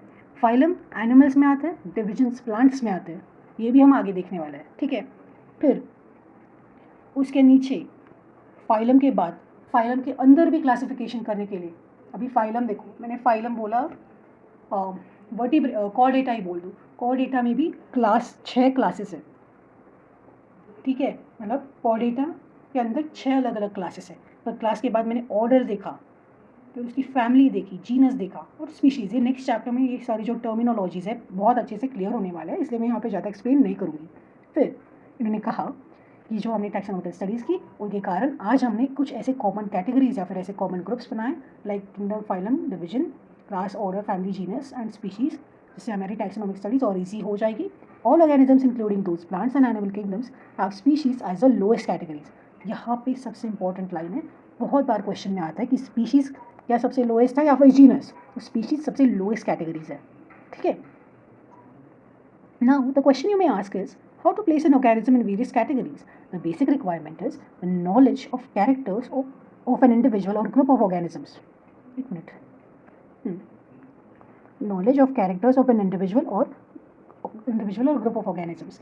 मतलब अगर मुझे किसी भी ऑर्गेनिज्म को किसी कैटेगरी में फिट करना है तो मुझे किस चीज़ की ज़रूरत है? मुझे उस ऑर्गेनिज्म की नॉलेज होनी ज़रूरी है. क्या उसके पास कैसे कैरेक्टर्स है? उस ग्रुप अगर मुझे किसी ऑर्गेनिज्म को क्लासिफाई करना है, किसी ग्रुप में फिट करना है, तो मुझे उस ऑर्गेनिज्म की नॉलेज होना इंपॉर्टेंट है. या फिर मुझे किसी ग्रुप ऑफ एनिमल्स को किसी ग्रुप में फिट करना है तो मुझे उस ग्रुप की नॉलेज होना इंपॉर्टेंट है. मुझे उसे किस ग्रुप में डालना है, मुझे उस ग्रुप की इन्फॉर्मेशन भी इंपॉर्टेंट है. और मुझे किस ऑर्गेनिज्म को किसी ग्रुप में डालना है, उस ऑर्गेनिज्म की भी इन्फॉर्मेशन होना इंपॉर्टेंट है. समझे? मतलब मुझे डॉग को एक ग्रुप में फिट करना है तो मुझे डॉग की इन्फॉर्मेशन होना इंपॉर्टेंट है. फिर मुझे उसे किस ग्रुप में डालना है, उस ग्रुप की भी इन्फॉर्मेशन होना, उस ग्रुप की भी नॉलेज होना इंपॉर्टेंट है. फिर जाके अगर दोनों की इन्फॉर्मेशन मैच हो रहे तो मैं उसे उस ग्रुप में डाल सकती हूँ. यही यहाँ पे बताया गया है. This helps in identifying similarities and dissimilarities among the individuals of the same kind of organisms as well as different kind of organisms. मतलब अब इस ग्रुप में जो एनिमल्स है, एनिमल्स या फिर ऑर्गेनिजम्स में कहूँ, तो मुझे अगर स्टडी करने पर समझ आया कि इन दोनों की सिमिलैरिटीज़ है बहुत सारी, तो मैं इसे इस ग्रुप में डाल रही हूँ. मतलब इसी बेसिस से मुझे समझ आ रहा है कि इस ग्रुप के जो ऑर्गेनिजम्स है, इन ऑर्गेनिजम्स में और डॉग में क्या सिमिलैरिटीज़ है, क्या डिसिमिलैरिटीज़ है, जो मैं इसे इस ग्रुप में डाल रही हूँ. ठीक है? क्योंकि हम जो पढ़ाई करते हैं बायोलॉजी में, उसमें सिमिलैरिटीज़ डिसिमिलैरिटीज़ बहुत इंपॉर्टेंट रोल प्ले करती है. इसलिए यहाँ पे इस लाइन को भी यहाँ पे लिखा गया है. Identifying similarities and dissimilarities among the individuals of the same kind of organisms as well as other kind. ठीक है? ये एक लाइन भी बहुत इंपॉर्टेंट है. बहुत मीनिंग था इसमें कि इस डॉग की और इस ग्रुप के ऑर्गेनिजम्स में क्या क्या सिमिलैरिटीज़ हैं. और सपोज इसे मैं इस ग्रुप में डालना चाहती थी, पहले एक ग्रुप में डालना चाहती थी, लेकिन इसके ऑर्गेनिजम्स में और इसके अंदर डॉग और इस ग्रुप के ऑर्गेनिज्म में सिमिलैरिटीज़ कम थी और डिसिमिलैरिटीज़ ज़्यादा थी. तो मुझे इससे डिसिमिलैरिटीज़ का भी रिलेशन समझ आ गया कि इन दोनों में क्या डिसिमिलैरिटीज़ थी जो मैं इसे इस ग्रुप में नहीं डाल पाई, लेकिन इन दोनों में क्या सिमिलैरिटीज़ थी जो मैं इसे इस ग्रुप में डाल सकती हूँ. ठीक है? तो इसके बाद से हम देखिए यहाँ से टैक्सोनॉमिक कैटेगरीज स्टार्ट हो रही है. ये एक इम्पॉर्टेंट पार्ट है हमारे पूरे चैप्टर का, क्योंकि यहाँ से हम अलग अलग टैक्सोनॉमिक ग्रुप्स को पढ़ने वाले हैं. तो अब तक हमने पढ़ा कि टैक्सोनॉमी क्या होती है, टैक्सोनॉमिक हायरार्की क्या होती है. फिर हमने ये भी देखा कि टैक्सोनॉमिक कैटेगरी भी क्या होती है, और हमने टैक्सॉन को अच्छी से डिटेल में इस पैराग्राफ में पढ़ लिया. ये सबसे इंपॉर्टेंट पैराग्राफ है, भले ही मैंने हाईलाइट ना किया हो, लेकिन ये बहुत इंपॉर्टेंट है. इसे अच्छे से पढ़े. आपके बहुत सारे डाउट्स जो फर्स्ट सेकंड पेज पे आए होंगे वो यहाँ पे इस पैराग्राफ में क्लियर हो रहा है. फिर इन्होंने कहा था कि कैसे टैक्सोनॉमिक कैटेगरीज और हायरार्की को कैसे इंसेक्ट के एग्जाम्पल से बताते हैं, कैसे इंसेक्ट को कैटेगराइज किया था हमने. फिर हमने देखा कि स्पीशीज़ किसी भी किंगडम की सबसे लोएस्ट कैटेगरी है. ओके? और किसी भी ऑर्गेनिज्म को कैटेगराइज करने के लिए बेसिक रिक्वायरमेंट क्या होगी, इसकी नॉलेज होनी चाहिए, उसके कैरेक्टर्स के बारे में पता होना चाहिए. ठीक है? इससे हमें क्या क्या फ़ायदा होगा कि कौन सा ऑर्गेनिज्म किससे मेल खाता है, किसके साथ उसकी ज़्यादा सिमिलैरिटीज़ है और किसके साथ उसकी डिसिमिलैरिटीज़ है. और जिसके साथ उसकी ज़्यादा सिमिलैरिटीज़ होंगी हम उसे उसी ग्रुप में डालेंगे रादर देन उस ग्रुप में जिससे उसे बहुत ज़्यादा डिसिमिलैरिटीज़ हो. ठीक है? फिर हम नेक्स्ट टॉपिक जो पढ़ते हैं वो है स्पीशीज़ का. अभी यहाँ से हमारी टैक्सोनॉमिक स्टडीज़ स्टार्ट होती है. यहाँ से हम अलग अलग टैक्सोनॉमिक कैटेगरीज पढ़ेंगे. इस चैप्टर में हमें 7 मेन वाले टैक्सोनॉमिक कैटेगरीज पढ़ने को मिलेंगे जो कि मोस्टली यूज़ होते हैं. दो साइंटिस्ट ने और भी सब टैक्सोनॉमिक कैटेगरीज को बनाया है अपने कन्वीनियंस के लिए. फिर भी ये 7 जो हम आगे पढ़ेंगे, that is species, genus, family, order, class, phylum, ये सारे, और ये किंगडम, ये 7 जो है वो बहुत इंपॉर्टेंट है और ये मोस्टली यूज़ किए जाते हैं. और इस चार्ट को जब आप याद रखोगे तो आपका ऑलमोस्ट हर एक डाउट मतलब ये बहुत ही एक शॉर्ट फॉर्म की तरह एक्ट करेगा और आपकी हेल्प भी हो जाएगी. ठीक है? फिर इस चार्ट से आप देख सकते हो कि स्पीशीज़ जो है सबसे लोएस्ट है इस पूरी क्लासिफिकेशन के चार्ट में. सबसे नीचे स्पीशीज़ आ रहा है, उसके बाद जीनस आ रहा है, उसके बाद फैमिली, उसके बाद ऑर्डर और उसके बाद क्लास. ठीक है? तो ये हर क्लास, फाइलम एंड किंगडम, ये सब हम एक एक करके आगे पढ़ने वाले हैं. ठीक है? चलो, सो हम स्पीशीज़ से स्टार्ट करते हैं.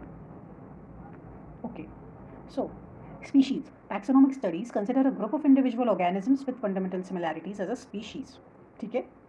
तो जो टैक्सोनॉमिक स्टडीज़ है हमारी वो किसको स्पीशीज़ मानते हैं, उसके अकॉर्डिंग स्पीशीज़ की डेफिनेशन क्या है। तो हमारी जो टैक्सोनॉमिक स्टडी है वो ऐसे ग्रुप ऑफ ऑर्गेनिजम्स को, ये मेरे पास ऐसे ग्रुप है, सपोज़ ये मेरी एक रूम है, इसमें मैंने 5 ह्यूमंस को रखा। तो टैक्सोनॉमिक स्टडीज़ के अकॉर्डिंग ऐसे ग्रुप ऑफ इंडिविजुअल्स जो एक दूसरे के साथ फंडामेंटल सिमिलैरिटीज़ शो करते हैं, मॉर्फोलॉजिकल सिमिलैरिटीज़ जिनके बीच में हो, उसे एक स्पीशीज़ कहते हैं। ठीक है, तो अगर आप अपने आप को और किसी और ह्यूमन को देखो तो आप दोनों में बहुत ज़्यादा मॉर्फोलॉजिकल सिमिलैरिटीज़ होंगी। बस यही यहाँ पे बताया है कि ऐसे इंडिविजुअल, ऐसे ग्रुप जिसके इंडिविजुअल ऑर्गेनिज्म जो है वो एक दूसरे के साथ फंडामेंटल सिमिलैरिटीज़ शेयर करते हैं, और ऐसे ऑर्गेनिजम्स को हम स्पीशीज़ कहते हैं। फिर one should be able to distinguish one species from other closely related species based on distinct morphological differences. Okay, और फिर मतलब यहाँ पे ये बोल रहा है कि अगर दो स्पीशीज़ बहुत ही क्लोजली रिलेटेड है लेकिन वो अलग स्पीशीज़ है, अभी for example humans and chimpanzees, आपको ह्यूमंस और चिंपैंजी में डिफरेंशिएट करना आना चाहिए।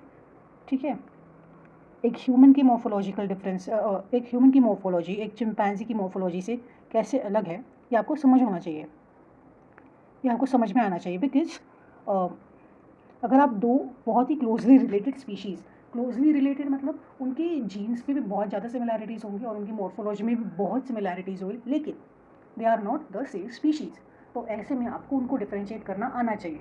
ठीक है, ये तो क्लोजली रिलेटेड की बात हुई, लेकिन आप अपने डे टू डे लाइफ में अलग अलग स्पीशीज़ को इजीली डिफरेंशिएट कर सकते हो। अगर मैं आपके सामने एक कैट और एक ह्यूमन को रखूँ तो आप कह सकते हो कि कैट और ह्यूमन दोनों ही अलग अलग स्पीशीज़ है। ठीक है, तो इतना तो डिस्टिंग्विश कोई भी कर लेगा कि कौन सी स्पीशीज़ अलग अलग है।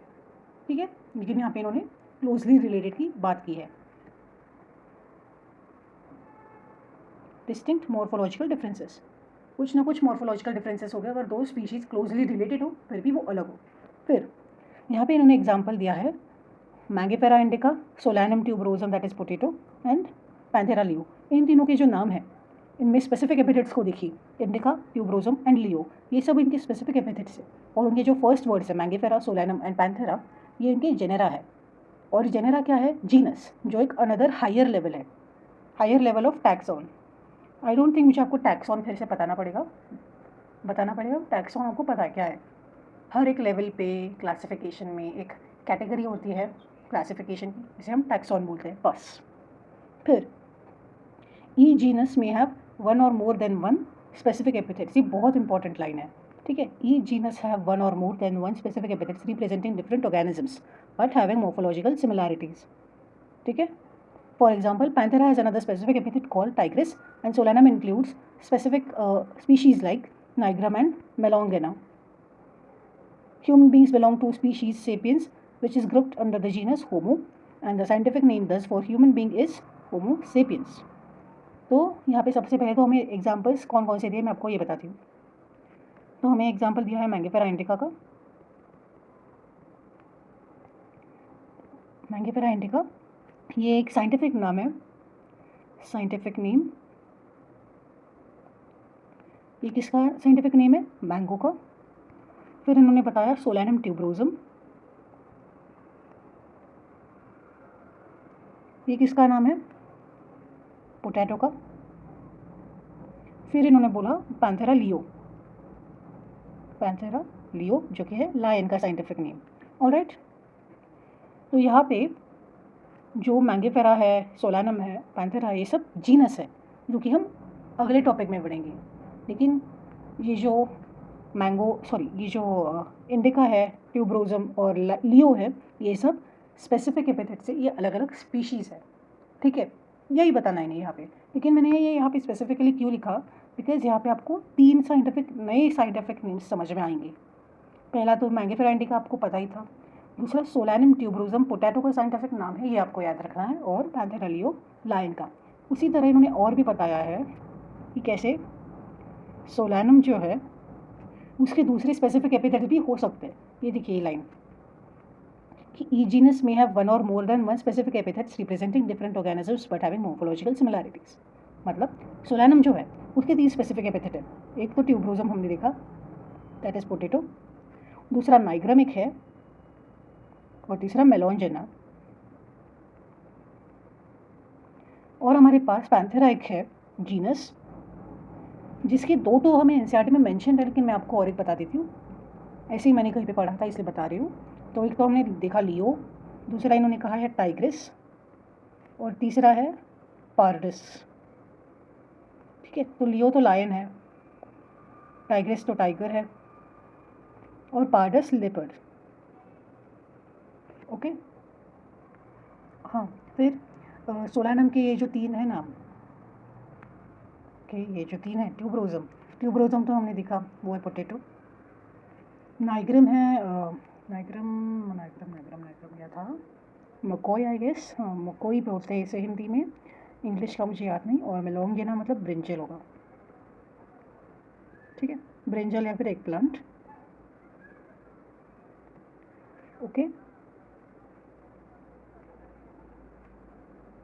ये आपको जो है ना, ये दो इन्होंने मेंशन नहीं की, इसलिए आपको ये याद रखने की ज़रूरत नहीं, मैंने सिर्फ आपकी एक्स्ट्रा इन्फॉर्मेशन के लिए बताई है। नोट नहीं भी करेंगे तो भी चलेगा। ठीक है, फिर हम अपने अगले टैक्सॉन पे आते हैं, या फिर अगले कैटेगरी पे आते हैं, जो कि है जीनस। तो हम पढ़ते हैं जीनस। ठीक है, जीनस अभी हमारे स्पीशीज़ के ऊपर वाला, मतलब थोड़ा हायर लेवल का टैक्सॉन है। ठीक है, यहाँ पे हम कैटेगरीज को थोड़ा और ब्रॉडर वे में कंसिडर करते हैं। ठीक है, तो देखते हैं जीनस की क्या डेफिनेशन है। तो genus comprises a group of related species which has more characters in common in comparison to species of another genera. ठीक है, तो सपोज यहाँ पे ऑलराइट, सो यहाँ पे मेरी एक जीनस है, यहाँ पे एक जीनस है और इसके दो स्पीशीज़ है। अभी मैंने आपको कहा था कि एक ही जेनेरिक नेम के, एक ही जीनस के दो अलग अलग स्पीशीज़ हो सकते हैं। सोलैनम का जो सोलैनम जीनस है उसके दो स्पेसिफिक एपिथेट्स थे, एक था बैंगन और दूसरा था आलू। ठीक है, सपोज ये सोलैनम है, या फिर सोलैनम छोड़ो ये थोड़ा हार्ड है, चलो पैंथेरा समझते हैं। सो सपोज ये जीनस पैंथेरा है, तो यहाँ पे एक लायन है और यहाँ पे एक टाइगर है। इन दोनों स्पीशीज़ के बीच में बहुत ज़्यादा सिमिलैरिटीज़ होंगी। ये एक जीनस को बिलोंग करते हैं और इन दोनों स्पीशीज़ की बहुत ज़्यादा सिमिलैरिटीज़ होगी एक दूसरे के साथ। ठीक है, लेकिन जब हम दूसरे जीनस को देखेंगे एनिमल के, अभी हम इसको दूसरे जीनस दैट इज़ प्लांट की जीनस से नहीं कंपेयर करेंगे, ऑफ कोर्स हम इसे एनिमल के जीनस से कंपेयर करेंगे। तो जो एनिमल का जीनस होगा दूसरा, सपोज हम इसे एक डॉग के साथ कंपेयर करें। ठीक है, तो इनका ये कहना है कि एक जीनस ऐसे ग्रुप का जीनस एक ऐसा ग्रुप है जिसकी जो स्पीशीज़ है वो एक दूसरे के साथ बहुत ज़्यादा सिमिलैरिटीज शेयर करते हैं as compare to the similarities between the species of another genus. मतलब ये डॉग के साथ भी सिमिलैरिटीज शेयर करते हैं, और डॉग एक दूसरे जीनस का ये है, ऑर्गेनिज्म है, स्पीशी है, इसके साथ भी इसकी सिमिलैरिटीज़ है, बट इसकी सिमिलैरिटीज़ अपने जीनस वाले टाइगर के साथ बहुत ज़्यादा है एज़ कम्पेयर टू दूसरे जीनस वाले डॉग के साथ। ये यहाँ पे इन्होंने बताया है। ठीक है, आई होप ये आपको समझ में आ गया होगा। ठीक है, फिर we can say that genera are aggregates of closely related species. ठीक है, जेनेरा और कुछ नहीं, क्लोजली रिलेटेड स्पीशीज़ होती है। For example, potato and brinjal are two different species but both belong to the genus Solanum. Potato and brinjal are two different species but both belong to the genus Solanum. Lion, Panthera leo, leopard, Panthera pardus, and tiger, Panthera tigris, with several common features, are all the species of genus Panthera. देखो मैंने आपको pardus बताया था ऊपर, वो यहाँ पे mention है, मुझे लगा नहीं होगा, छोड़ो, है अच्छी बात है। With several common features are all species of genus Panthera. This genus differs from another genus like Felis. देखो यहाँ पे एक एग्जाम्पल अच्छा है। Felis एक जीनस है जिसके अंदर कैट है। ठीक है, तो यहाँ पे लिख दीजिए कि फेलिस जीनस है और उसमें एक स्पीशीज़ है जिसका कॉमन नाम है कैट। ये इनसे रिलेटेड है। अगर आपको ये लाइन समझनी है तो देखो, भले ही लायन हो, लेपर्ड हो या फिर टाइगर हो, ये जो तीनों है, ये टाइगर, लेपर्ड और लायन, ये तीनों ही एक दूसरे के साथ बहुत सिमिलर है, क्योंकि ये तीनों पैंथेरा इस जीनस को बिलोंग करते हैं। ठीक है, लेकिन ये जो फेलिस है जीनस, ये कैट के साथ भी सिमिलरिटीज शेयर करते हैं लेकिन बहुत कम। ठीक है, कैट के साथ कंपैरेटिवली बहुत कम इनकी सिमिलरिटीज़ हमें देखने को मिलती है, यह यहाँ पे बताया गया है। ठीक है, फिर चलो अगले हायर लेवल ऑफ टैक्सोनॉमिक्स कैटेगरी को देखते हैं, जो कि है फैमिली। ठीक है, The next category, that is family, has a group of related genera with still less number of similarities as compared to genus and species. देखो, हमने species को देखा, ओके। स्पीशीज़ में 2 इंडिविजुअल्स में मैक्सिमम मॉर्फोलॉजिकल सिमिलैरिटीज़ हमें देखने को मिली। फिर हमने जीनस को देखा, जीनस की 2 ऑर्गेनिजम्स में थोड़ी कम, मतलब सेम जीनस की 2 ऑर्गेनिजम्स में थोड़ी कम सिमिलैरिटीज़ थी, लेकिन थी।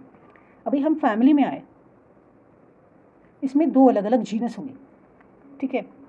जीनस में होते हैं अलग अलग स्पीशीज़, फैमिली में होते हैं अलग अलग जीनस। तो इसमें थोड़ी ज़्यादा डिफरेंस मिलेगी हमें, एक कुछ ऐसा होगा तो दूसरा कुछ ऐसा होगा, ठीक है। I hope you are understanding. मेरी डायग्राम थोड़ी सी है वैसी, छोड़ो। फिर ये बता रहा है कि as compare to genus and species, family में हमें सिमिलैरिटीज़ थोड़ी और ज़्यादा कम दिखने को मिलती है, ठीक है। रिलेटेड जेनरा, यहाँ पे थोड़े क्लोज वाले जीनस हमें एक साथ देखने को मिलते हैं। हमें एग्जाम्पल भी मिलेंगे इसके, ठीक है। With still less number of similarities as compared to the genus and species. Families are characterized on the basis of both vegetative and reproductive features of plant species. तो प्लांट्स को हमने कैसे कैटेगराइज किया फैमिली में, इनके हमने vegetative और reproductive features को एनालाइज किया और फिर उन्हें कैटेगराइज किया अलग अलग फैमिलीज में। Among plants, for example, 3 different genera, Solanum, Petunia and Datura, are placed in the family Solanaceae. तो ये आपको एक अच्छे से नोट कर लेना, बिकॉज ये एग्जाम में आता है बहुत बार। नीट का मुझे अच्छे से याद नहीं, लेकिन मॉक टेस्ट में बहुत बार आता है, इससे अच्छे से याद रखिए कि सोलैनम में कौन कौन आता है। सोलानेसिए। सोलानेसिए इस फैमिली में कौन कौन आता है। सोलानेसिए में हमारी जीनस सोलैनम, और फिर पेटूनिया और एक दतूरा आता है, ठीक है। ये अच्छे से याद रखिए, सोलैनम, पेटूनिया एंड दतूरा था कि सोलानेसिए। इस फैमिली के अंदर हमने 3 जीनस को एक साथ रखा। क्यों इन तीनों को साथ में रखा? बिकॉज इनमें कुछ वेजिटेटिव या फिर रिप्रोडक्टिव फीचर्स सिमिलर थी, सोलैनम, पेटूनिया एंड दतूरा, ठीक है। फिर हमने एनिमल्स के बारे में बताया कि among animals, for example, genus Panthera comprising lion, tiger and leopard is put along with genus Felis, that is cats, in the family Felidae. तो हमारी अगली फैमिली है फेलिडे, और इसके अंदर हमने कौन कौन से जीनस रखे? पैंथेरा और फेलिस। पैंथेरा में कौन कौन आता है? अभी हमने देखा था, इसमें आता है लायन, टाइगर एंड लेपर्ड, और फेलिस में आती है कैट। देखो इन दोनों में कितनी ज़्यादा डिसिमिलैरिटीज, कैट और इन तीनों को देखो। फिर भी इसे सेम फैमिली फेलिडे में रखा बिकॉज एक थोड़ा हायर लेवल है और इसमें ब्रॉड क्लासिफिकेशन कंसिडर की जाती है, ठीक है। Similarly, if you observe the features of cats and dogs, you will find some similarities and some differences as well. They are separated in 2 different families, Felidae and Canidae respectively. तो dog किस family को belong करता है? वो belong करता है Canidae को।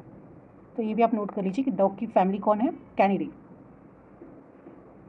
यहाँ पे फैमिली मतलब एक्चुअल नहीं, आई होप आप उतना समझिए। फैमिली एक लेवल ऑफ क्लासिफिकेशन है। तो अब तक हमने कवर किया है स्पीशीज़, जीनस और फैमिली को, और अभी मैं आपको एक क्विक रिविजन देती हूँ कैसे हमने इन्हें पढ़ा फैमिलीज़ तक, ठीक है। तो सबसे पहले देखते हैं फैमिली को। फैमिली में किसका एग्जांपल लेंगे हम? पैंथेरा का, फेलिडे का ही देते चलो। तो हमने देखी फैमिली फेलिडे। फेलिडे में आते हैं 2 जीनस, एक है पैंथेरा और दूसरा है फेलिस। पैंथेरा में आते हैं 3 अलग अलग स्पीशीज़, एक आता है पैंथेरा लियो, दूसरा आता है पैंथेरा पार्डस, तीसरा आता है पैंथेरा टाइग्रिस। एनसीईआरटी के अकॉर्डिंग फेलिस में अभी तक हमें सिर्फ एक ही बताया, वो है कैट। तो यहाँ तक हमने देखा, ये था जीनस, दिखाई तो दे रहा होगा आई गेस, यहाँ पे ही बना दिया। तो पैंथेरा में आता है कौन? पैंथेरा, और ये फेलिस है जीनस। फिर यहाँ पर हमने पूरा लेवल देखा, ये पूरी लाइन जो है, तो ये पूरी लाइन है जीनस के लिए और ये पूरी लाइन है स्पीशीज़ के लिए। तो हम देखिए, फैमिली से नीचे आए जीनस पे, जीनस से नीचे आए स्पीशीज़ पे। तो इसे भी अच्छे से नोट कर लेती हूँ। और एक यहाँ पे स्पीशीज़ के लिए स्पीशीज़, ठीक है। तो देखो ये पूरी लाइन फैमिली दिखा रही है। हमने एक फैमिली में 2 जीनस दिखे और 2 जीनस में हमने 4 अलग अलग स्पीशीज़ देखी। तो कैसे नंबर ऑफ ऑर्गेनिजम्स बढ़ते जा रहे हैं। एक ही फैमिली में हमें कितने 4 ऑर्गेनिजम्स देखने को मिले, ठीक है। तो ऐसे क्लासिफिकेशन बढ़ता जा रहा है और सिमिलैरिटीज़ घटती जा रही है। इन तीनों में बहुत ज़्यादा सिमिलैरिटीज़ है, इन दोनों में थोड़ी कम सिमिलैरिटीज़ है, और हम जब आगे क्लास को देखेंगे तब उसमें और ज़्यादा कम होगी, ठीक है। तो ये आई होप आपको समझ में आ गया होगा। फिर देखिए आगे देखते हैं। तो हम अब अपने अगले इस पे आए, ऑर्डर पे, ठीक है। तो मुझे इसको हटाना पड़ेगा, ओके, ठीक है। तो अब हम अपनी अगली हायर कैटेगरी पे आते हैं, जो कि है ऑर्डर, ठीक है। ये इंपॉर्टेंट है, कुछ एग्जांपल्स यहाँ पे बहुत अच्छे हैं जो हमें याद करना है। तो देखो, you have seen earlier that categories like species, genus and families are based on number of similar characters, ठीक है। जैसे जैसे हम स्पीशीज से ऊपर जा रहे हैं, नंबर ऑफ सिमिलर कैरेक्टरिस्टिक्स घट रहे हैं, ठीक है। ये भी हटा देते हैं। Then, generally, order and other higher taxonomic categories are identified based on aggregates of characters. अभी हम फैमिली तक आए और फैमिली तक हमने क्या कंसिडर किया, हमने कंसिडर किया कि नंबर ऑफ सिमिलर कैरेक्टर्स कितने हैं, ठीक है। कितने नंबर ऑफ सिमिलर कैरेक्टरिस्टिक्स हम उन 2 ग्रुप्स में जो हम कंपेयर कर रहे हैं प्रेजेंट है। लेकिन ऑर्डर से लेके आगे तक हम देखेंगे ग्रुप और या फिर एग्रीगेट्स ऑफ कैरेक्टर्स, ठीक है। एग्रीगेट मतलब एक कैरेक्टर्स का पूरा ग्रुप कंसिडर करेंगे हम। फिर order being a higher category is assemblage of families which exhibit a few similar characters, okay. The similar characters are less in number as compared to different genera included in a family. Plant families like Convolvulaceae, Solanaceae are included in the order Polymoniales mainly based on floral characters. यहाँ पे एक एक छोटी छोटी चीज़ नहीं बताई कि ये मॉर्फोलॉजिकली सिमिलर होंगे, इनके पास इतना ही मॉर्फोलॉजिकल सिमिलैरिटीज़ है, नहीं। यहाँ पे इन्होंने सीधा सीधा बोल दिया कि फ्लोरल कैरेक्टर्स इनके सेम है, इसलिए इसे एक फैमिली के अंदर, इसे एक ऑर्डर के अंदर रख दिया, ठीक है। The animal order Carnivora includes families like Felidae and Canidae. हमने क्या यहाँ पे उनकी मॉर्फोलॉजी कंसिडर की, नहीं। यहाँ पे इन्होंने ये कंसिडर किया कि ये दोनों कार्निवोर से, इसलिए इन्हें ऑर्डर कार्निवोरा में एक साथ रख दिया। तो इसे भी आप एक फ्लो चार्ट के फॉर्म में याद रख सकते हैं, ठीक है। तो सबसे पहले हमने पहला ऑर्डर कौन सा देखा था, पोलीमोनियल्स, राइट। सो हमने पोलीमोनियल्स देखा और इसमें कौन कौन आ रहे थे फैमिलीज, कॉन्वोल्वुलेसिए और दूसरा था सोलानेसिए। स्पेलिंग में गड़बड़ हो तो छोड़ दीजिए, मतलब आप खुद ही देख लीजिए। और इन्हें कौन से बेसिस पे एक साथ एक ऑर्डर में रखा, फ्लोरल कैरेक्टर्स पे, फ्लोरल कैरेक्टर्स के बेसिस पे। फिर हमने देखा कि हमारा जो ऑर्डर कार्निवोरा है, कार्निवोरा के जो 2 है, फेलिडे जिसमें कैट है और कैनिडे जिसमें डॉग है, इन दोनों को साथ में रखा। कार्निवोरा नाम से ही समझ आ रहा है दोनों ही कार्निवोर से, इसलिए इनको साथ में रख दिया, ठीक है। फिर हम अगली बात देखते हैं, क्लास, ठीक है। तो क्लास में क्या है, this category includes related orders, simple definition है। ऐसी कैटेगरी जिसमें रिलेटेड ऑर्डर्स को एक साथ रखा है उसे हम क्लास कहते हैं। इसलिए आपको वो जो चार्ट नेक्स्ट पेज पे है, नेक्स्ट पेज पे, उसे अच्छे से याद रखना है, सो दैट आपको अपने हिसाब से भी डेफिनेशन फॉर्म करना ईजी हो जाए। जीनस क्या है, जिसके अंदर सिमिलर कैरेक्टर्स, सिमिलर मोर्फोलॉजी वाले स्पीशीज़ प्रेजेंट हो। फिर जीनस के बाद फैमिली क्या है, जिसमें रिलेटेड जीनस हो। फिर ऑर्डर क्या है, related families, class related orders, ठीक है। For example order Primata comprises monkey, gorilla and gibbon is placed in class Mammalia along with order Carnivora। तो यहाँ पे 2 ऑर्डर्स प्राइमाटा और कार्निवोरा को एक ही क्लास में मैमेलिया में प्लेस किया गया है, ठीक है। कार्निवोरा में कौन आता है, टाइगर, कैट एंड डॉग। देखो कैसी चीज़ें एक साथ जुड़ती जा रही है, जैसे जैसे हम ऊपर की तरफ जा रहे हैं किंगडम की तरफ, वैसे वैसे चीज़ें और ज़्यादा कॉम्पैक्ट हो रही है। Class Mammalia has other orders as well, ठीक है। तो मैं इसे इरेज करती हूँ, मुझे स्पेस की ज़रूरत है। चलो, तो हमने अभी देखा कि हमने क्लास देखा, कैटेगरी है क्लास। क्या होता है क्लास में? रिलेटेड ऑर्डर्स प्रेजेंट होते हैं। तो सबसे पहले दो ऑर्डर्स देखे हमने, प्राइमाटा, ओह नहीं ये नहीं आ रहा था। क्लास के बारे में देखा, कौन सी क्लास है? पहले मैमेलिया। क्लास मैमेलिया में कौन से ऑर्गेनिजम्स प्रेजेंट होंगे? ओके, क्लास मैमेलिया में दो टाइप के ऑर्डर्स प्रेजेंट है। ये क्लास है मैमेलिया। ओके, एक मिनट, इसको यहाँ पे लिखती हूँ, यहाँ पे। ओके, तो यहाँ पे हमने देखा कि हमने सबसे पहले क्लास देखी। क्लास में हमने देखा क्लास मैमेलिया है, और ये मैमेलिया में दो ऑर्डर्स है। ओके, तो वो कौन से ऑर्डर्स है? सबसे पहला ऑर्डर जो है वो है प्राइमाटा, प्राइमाटा, और दूसरा ऑर्डर है कार्निवोरा। ओके, फिर हमने यहाँ पे ये देखा कि जो ऑर्डर प्राइमाटा है, देखिए यहाँ पे ऑर्डर जो प्राइमाटा है उसके अंदर क्या क्या है? उसके अंदर ऑर्डर प्राइमाटा के अंदर हमारे पास है monkey, gorilla and gibbon. Okay, और उसको मैमेलिया में रखा किसके साथ?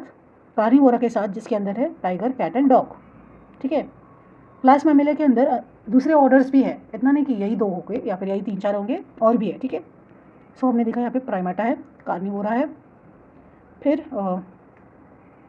प्राइमाटा के अंदर कौन कौन है? मंकी, गोरिल्ला और एक गिबॉन, और कार्निवोरा के अंदर है कैट, टाइगर, लायन। अभी आपको याद तो होगा ही ऑफ कोर्स, फिर भी मैं आपको एक बार बताती हूँ। उससे पहले नोट कर लीजिए कि यहाँ पे क्या होगा। ये है ऑर्डर्स, प्राइमाटा एंड कार्निवोरा।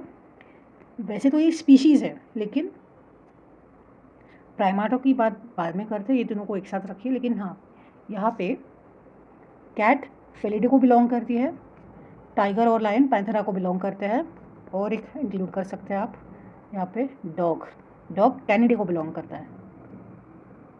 सॉरी, ये डॉग था, डॉग कैनिडी को बिलोंग करता है। तो मैं अगर आपको ये फिर से एक बार रिवाइज कराऊँ तो ये है फेलिडे। फेलिडे क्या है? फैमिली।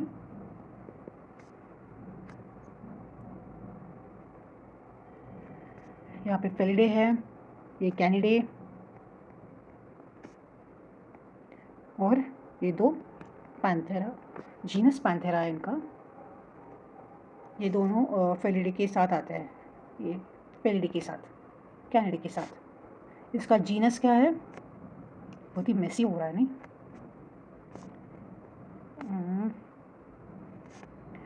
ठीक है, फिर इसके साथ लिखते हैं। सो कैट आता है फेलिस, और टाइगर और लायन आता है पैंथेरा। और ये दो किस चीज़ के नाम है? देखिए, ये आता है फेलिस में कैट, और पैंथेरा में आता है लायन एंड टाइगर। तो ये किस चीज़ के नाम है? ये बात हो रही है जीनस की। तो देखा आपने, यहाँ पे हमने कितनी सारी चीज़ों को एक साथ रख दिया है। अभी जैसे मैंने सिर्फ एक ऑर्डर में सिर्फ ऊपर गई यहाँ पे, तो हमने कितना कुछ देख लिया, यहाँ पे कितनी ज़्यादा सिमिलैरिटीज़ देख ली। और क्या हो रहा है? तो आई थिंक अभी ये सॉर्ट आउट हो गया है। Sorry for the inconvenience by the way. Okay, I am trying to zoom it out. Okay, now it is all right. So देखो यहाँ पे सबसे पहले हमने देखा क्लास, क्योंकि हम क्लास को पढ़ रहे हैं अभी। तो देखो, क्लास में हमने देखा क्लास मैमेलिया है। अब ये जो मैमेलिया है इसमें दो ऑर्डर्स इंक्लूडेड है। ठीक है, मैंने ये लिखा भी कहाँ पे ऑर्डर है। देखो, क्लास देखा, शुरू कहाँ से किया था हमने? स्पीशीज़ से किया था। तो स्पीशीज़, लेकिन वो यहाँ पे मैंने मेंशन नहीं किया है, क्योंकि ये जो नाम है सारे, ये सारे स्पीशीज़ ही है। ठीक है, तो देखो स्पीशीज़ के बाद जीनस आता है, तो हमने जीनस भी लिखा। क्लास के अंदर हमने दो जीनस देखे, इस क्लास के अंदर हमने दो फैमिलीज़ देखी, ऑर्डर्स भी दो देखे। ठीक है, तो देखो क्लास हमने देखा मैमेलिया है, मैमेलिया के अंदर दो ऑर्डर्स है अकॉर्डिंग टू एनसीईआरटी, जितना हमें अभी तक दिया है। इसका मतलब ये नहीं कि मैमेलिया में दो ही क्लासेस होंगे, बहुत सारे क्लासेस है, 6 क्लासेस है, हमें सिर्फ 2 बताए गए यहाँ पे। ठीक है, सॉरी मैमिलिया खुद एक क्लास है और उसके अंदर दो अभी हमें ऑर्डर्स बताए गए हैं, 6 क्लास है कॉर्डेटा में, फाइलम, वो बाद में बताऊंगी।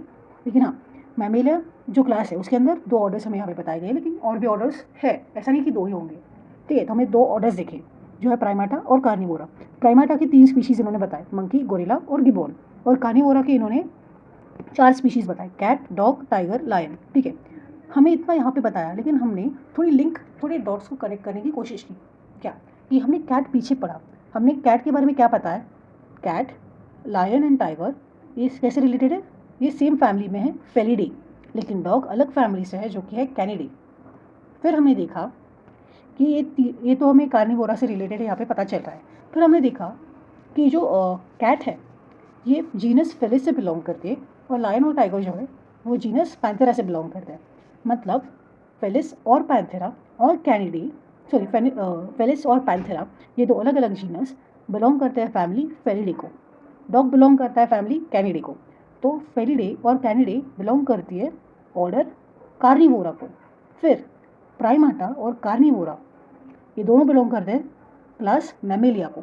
सो कैसे अलग अलग वे में अलग अलग ऑर्गेनिजम्स फाइनली एक साथ एक क्लास में आ रहे हैं, जो शुरुआती में स्पीशीज़ लेवल पे कितने अलग अलग थे वो क्लास लेवल पे एक साथ आ रहे हैं, यही हमें यहाँ पे पता चल रहा है। ठीक है, so let me just remove all this. फिर हमें यहाँ पे देखने मिलता है अगली हायर कैटेगरी जो है फाइलम। ठीक है, तो सिर्फ एक बार फिर से मैं आपको रिवाइज कराती हूँ। तो हमने अभी तक देखा स्पीशीज़, सबसे लोएस्ट कैटेगरी। फिर हमने देखा जीनस, हायर टू स्पीशीज़ जिसके अंदर होते हैं रिलेटेड स्पीशीज़। फिर हमने देखा फैमिली, फैमिली में होते हैं रिलेटेड जीनस। फिर हमने देखा ऑर्डर, ऑर्डर में होते हैं रिलेटेड फैमिलीज। फिर हमने देखा क्लास, क्लास में होते हैं रिलेटेड ऑर्डर्स। और अब हम देख रहे हैं फाइलम, इसमें होंगे रिलेटेड क्लास। ठीक है, अभी तक हमने यही सब देखा। चलो, so phylum, classes comprising animals like fishes, amphibians, reptiles, birds, along with mammals, constitute the next higher category called phylum. All these based on common features like presence of notochord and dorsal holoneural system are included in the phylum Chordata. In case of plants, classes with a few similar characters are assigned to a higher level called division. ठीक है, तो यहाँ पे क्या बताया, देखिए यहाँ पे अलग अलग क्लासेस के नाम लिए हैं। ठीक है, क्लासेस कौन कौन से classes, classes like fishes, amphibians. Bye the way fishes को क्लास को पाइसेस कहते हैं, ओके, फिशेस नहीं कहते यहाँ पे। सो जो क्लास है, फिश की क्लास, एम्फीबियंस की क्लास, रेप्टाइल्स की क्लास, बर्ड्स की क्लास, मैमल्स की क्लास, इन सब की जो क्लास है इन सब को एक फाइलम में इंक्लूड किया है, और वो फाइलम है फाइलम कॉर्डाटा। और कौन से बेसिस पे इसे एक साथ एक फाइलम में रखा, प्रेजेंस ऑफ नोटोकॉर्ड और डोर्सल होलो न्यूरल सिस्टम। इन 2 कैरेक्टरिस्टिक्स के बेसिस पे इन अलग अलग क्लासेस को, fishes, amphibians, reptiles, birds and mammals, 5 है, इनको एक साथ एक फाइलम कॉर्डेटा में प्लेस किया। हाँ, तो एनिमल्स के अगर क्लासेस को एक साथ रखो और फाइलम बनाओ, सॉरी एनिमल्स की क्लासेस को एक साथ रखो तो हमें फाइलम मिलेगा। लेकिन अगर प्लांट्स की क्लासेस को एक साथ रखोगे तो आपको डिवीजन मिलेगा।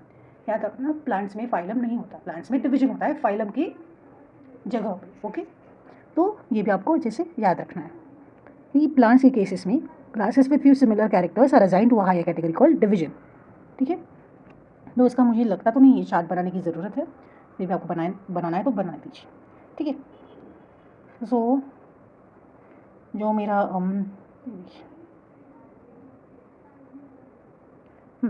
जो मेरा फाइलम है वो है कॉर्डेटा। ठीक है, फाइलम है कॉर्डेटा और इसके अंदर आ रहे हैं क्लासेस, 5 क्लासेस यहाँ पे मेंशन है, फिशेस, एम्फीबियंस, मैमल्स, बर्ड्स और रेप्टाइल्स। इसे हम एनिमल किंगडम में भी डिटेल में स्टडी करेंगे। और हाँ, ये जो मैंने ऑर्डर में लिखा है प्लीज़ इसे ऐसे याद मत कीजिए, इसका ऑर्डर है जो हम एनिमल किंगडम में देखेंगे। अभी मैंने जैसे याद आ रहा है वैसे लिखा है, तो ठीक है। यहाँ पे फिशेस, एम्फीबियंस, मैमल्स, रेप्टाइल्स और बर्ड्स, ये जो सारे क्लासेस हैं, ये जो सारे हैं ये है क्लासेस। इन क्लासेस को एक साथ रखा गया है एक फाइलम में। ठीक है,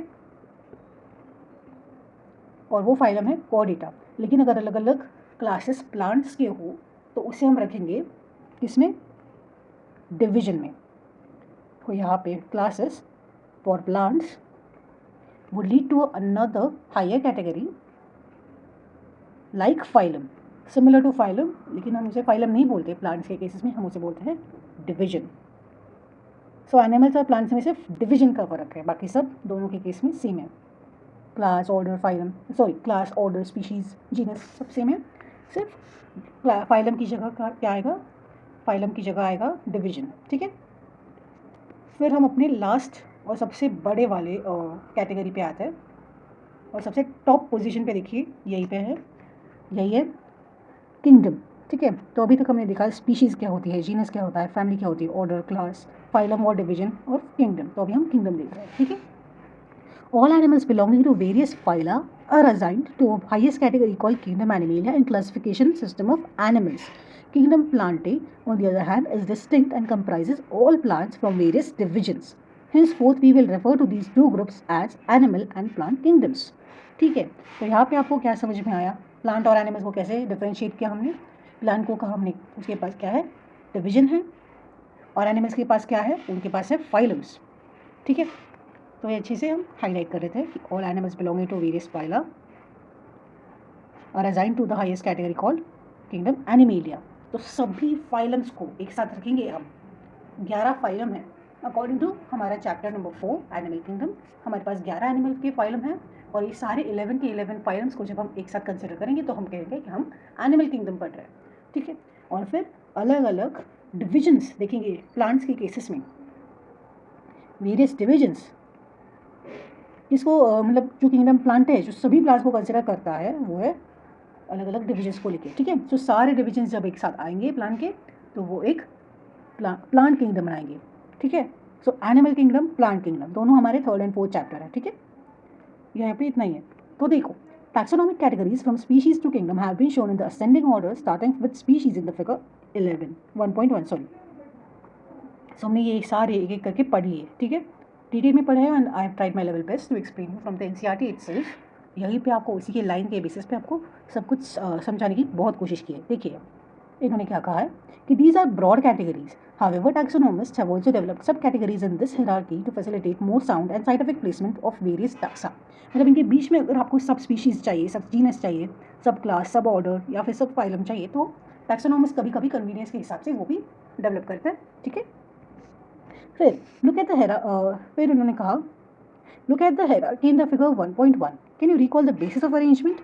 Say for example, as we go higher from species to kingdom, the number of common characters goes on decreasing. ये लाइन बहुत इंपॉर्टेंट है, बहुत बार PYQ में आ चुकी है। ठीक है, as we go from species to kingdom, number of common characteristics goes on decreasing. Lower the taxa, more are the characters that the members within the taxa share. ठीक है, हमने बोला कि as we go higher from species to kingdom, number of common characteristics goes on decreasing. Lower the taxa, मतलब जितना कम level पे taxon होगा हमारा लाइक स्पीशीज, उतनी ही ज़्यादा more the characteristics that the members with in the taxon share. मतलब species देखो, दो स्पीशीज़ में कितनी ज़्यादा सिमिलैरिटीज़ हमें देखने मिलेंगी। नहीं सॉरी, दो स्पीशीज़ नहीं, अभी स्पीशीज़ ये एक टैक्सॉन है, अभी स्पीशीज़ सबसे छोटा वाला टैक्सॉन है। अगर स्पीशीज़ के 2 मेंबर्स को लो, ह्यूमन की स्पीशीज़ को देखो, तो बहुत सबसे ज़्यादा कॉमन कैरेक्टरिस्टिक्स हमें इसके इंडिविजुअल्स में देखने मिलेंगी। ठीक है, फिर higher the category greater is the difficulty of determining relationship to the other taxa at the same level, hence the problem of classification becomes more complex. तो जैसे जैसे आप ऊपर जाओगे तो फिर डिफ्रेंशिएट करना थोड़ा सा मुश्किल हो जाएगा कि क्या ये सेम स्पीशीज़ को बिलोंग करते हैं या नहीं, सेम किंगडम को बिलोंग करते हैं कि नहीं, है ना। मतलब कॉमन कैरेक्टरिस्टिक्स बहुत ज़्यादा कम हो जाता है, तो इसका रिलेशनशिप दूसरे टैक्सा के साथ देखना थोड़ा सा मुश्किल हो जाता है। फिर टेबल 1.1, मतलब ये वाला table indicates taxonomic categories to which some common organisms like housefly, man, mango and wheat belong to. ठीक है, चैप्टर खत्म हो गया, समरी भी एक बार पढ़ लेंगे हम। ठीक है, तो देखो कॉमन नेम यहाँ पे लिखा है इस पूरे इसमें, हम एक एक करके सभी को देख लेते हैं। सबसे पहले आता है मैन। ठीक है, मैन का बायोलॉजिकल नाम है होमो सेपियंस। ठीक है, man biological name is Homo sapiens, genus Homo, family Hominidae, order Primata, class Mammalia, phylum division Chordata. Kingdom अगर आपको ऐड करना है तो आप कर सकते हैं, किंगडम होगा इस एनिमेलिया, ठीक है। फिर आती है हाउस फ्लाई। हाउस फ्लाई का बायोलॉजिकल नाम है Musca domestica, genus is Musca, family Muscidae, order Diptera, class Insecta, phylum Arthropoda and kingdom Animalia. फिर आते हैं हम मैंगो पे। मैंगो का scientific name is Mangifera indica, हमने बहुत बार देख लिया। इसका जीनस क्या होगा? मैंगीफेरा। इसका फैमिली है अनाकार्डियाशिए एंड इसकी ऑर्डर है Sapindales, class is Dicotyledonae and phylum is Angiospermae. Phylum नहीं, सॉरी, डिवीजन होगा क्योंकि प्लांट किंगडम को बिलोंग करता है। And then we have wheat, जिसका साइंटिफिक नाम है ट्रिटिकम एस्टिवम, जीनस ट्रिटिकम। इसका फैमिली है पोएसिए या फिर पोआसिए, जो आप प्रोनाउंस करते हैं। इसकी ऑर्डर है Poales, class is Monocotyledonae and division Angiospermae and of course kingdom होगा प्लांट किंगडम, ठीक है। तो ये जो टेबल है अच्छे से याद कर लीजिए बिकॉज इसके लिए भी बहुत बार क्वेश्चंस आ चुके हैं और ये थोड़ा ट्रिकी है इसे याद करना, उसके बायोलॉजिकल नाम को याद करना, इसलिए टेबल को अच्छे से आप याद कर लीजिए, ठीक है। फिर हम पढ़ते हैं समरी। तो the living world is rich in variety. Millions of plants and animals have been identified and described, but a large number still remains unknown. The very range of organisms in terms of size, color, habitat, physiological and morphological features make us seek the defining characteristic of living organisms. In order to facilitate the study of kinds and diversity of organisms, biologists have evolved certain rules and principles for identification, nomenclature and classification of organisms. The branch of knowledge of various species of plants and animals, the branch of knowledge dealing with these aspects is referred to as taxonomy. The taxonomic studies of various species of plants and animals are used in agriculture, forestry, industry, and in general for knowing our bioresources and their diversity. The basics of taxonomy, like identifications, naming, and classification of organisms, are universally evolved under the international code. International codes हमें पढ़ा है, ICGN है और एक ICBN है, ठीक है, for plants and animals. Based on the resemblances and distinct differences, each organism is identified and assigned a correct scientific or biological name comprising two words as per the binomial system of nomenclature. An organism represents or occupies a place or position in the system of classification. There are many categories, ranks, and are generally referred to as taxonomic categories or taxa. All the categories constitute a taxonomic hierarchy. वही सब है जो हमने पढ़ा था, ठीक है, फिर भी कभी कभी पढ़ लेना चाहिए. So thank you. We are done with our chapter finally.